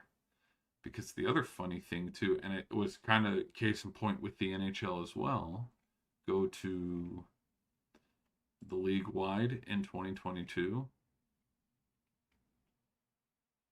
How in the hell did this team, who is mathematically above the Bucks, not make it?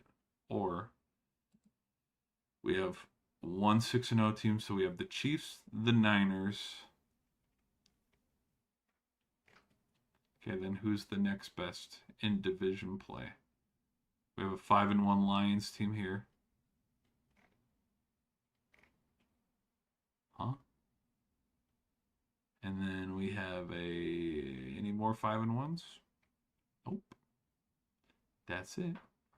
Just Chiefs, 49ers, and the Lions. Those were the best teams in the division.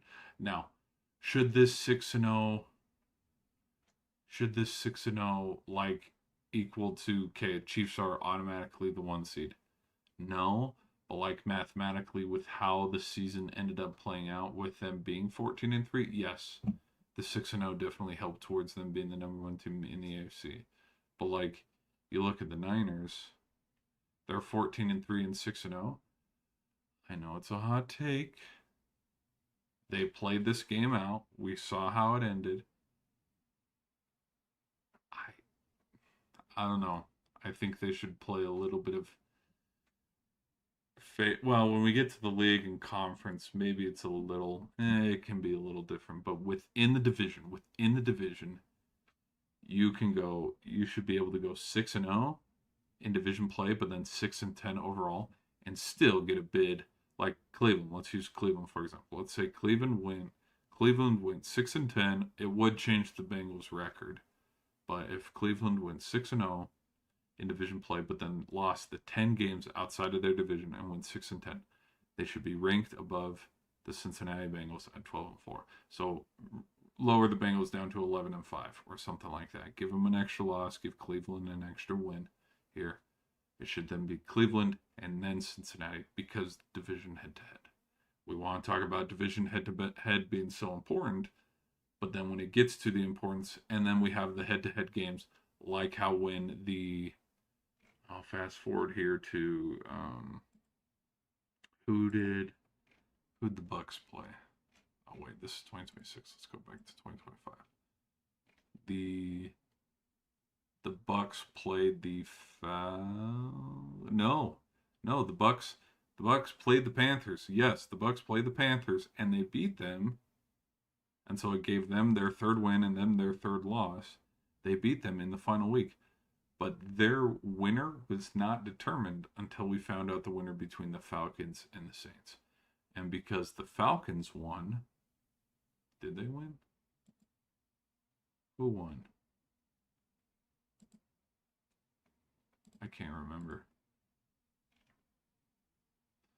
Oh no, this yeah, the Falcons won. The Falcons, because the Falcons won, mathematically that put Carolina over, that put Carolina in over Tampa Bay, and so then Carolina was the host team for that wild card 2-7 matchup. No, four. It was the 4 seed and the who plays the 4 seed? The 6 seed. NFL 2025 NFL wild card 2026. My bad. Rams and Panthers.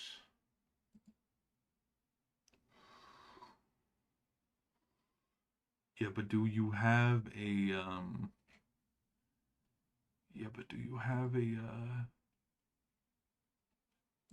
NFL official bracket? They were the 5 seed, 5 seed, and the 4 seed. Because the other thing that kind of makes this thought work is how in the hell are the Bears and the Eagles ranked above a 12 win? Because again, it comes to the point percentage. And we go to the point percentage and like all the math and the mathematics behind it. Even if we're ranked on point percentage, how the hell are the Rams actually the 5 seed and not the 2 seed? Because lining it up, 1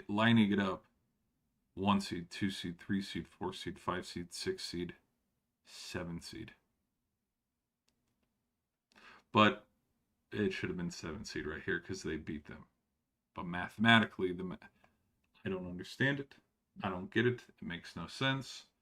It's kind of like over here with the NHL when you want to line up the conferences and go conference play. Let me show you exactly where Vegas is.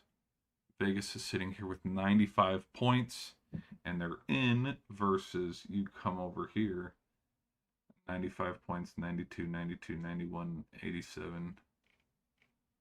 Like, who was the 90? Who was the last team in? Yeah, last team were the Kings. The 90 point Kings, last team in the postseason, versus you have a 95 point team eliminated, 92 point team eliminated, 92 point eliminated, 91 point eliminated. You had to have 98 points. Who ended up being the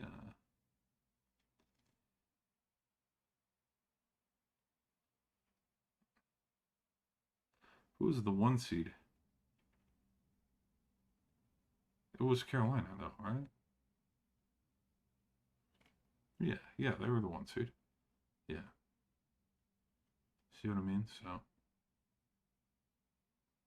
because I was thinking, I was like, they didn't play the Flyers in the first round. Flyers played Pittsburgh in the first round, but they have this weird. Where's the wild card? There it is. There it is. Yeah, see. Second wild card plays, and then first wild card play. Yeah. So, anyways, enough of me rambling. Let's get out of here. We've been streaming for fetch and ever, and my tailbone hurts. So, hey, I think this guy knows ball. You know ball. So, here's my thoughts on LeBron going to the Sixers. My thoughts on Argentina all of a sudden receiving so much Messi ain't the GOAT and all that hate and stuff. So, anyways, guys, thank you all for hanging out. Yeah, this was a fun stream. It is super late. Like it's 11:30. I don't.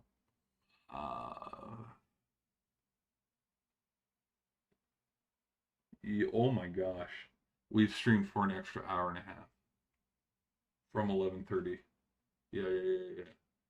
Because I ended the other stream at around 2 hours ish, and we have, last time I checked the ticker, we were at 2 hours and 5 minutes.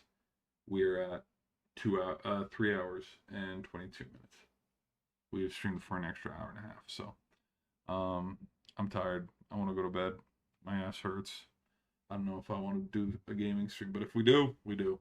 But if not, see you guys in the next one. We got Obsession is on streaming, so we're gonna watch that, give a review, because I've heard a lot of good things about it.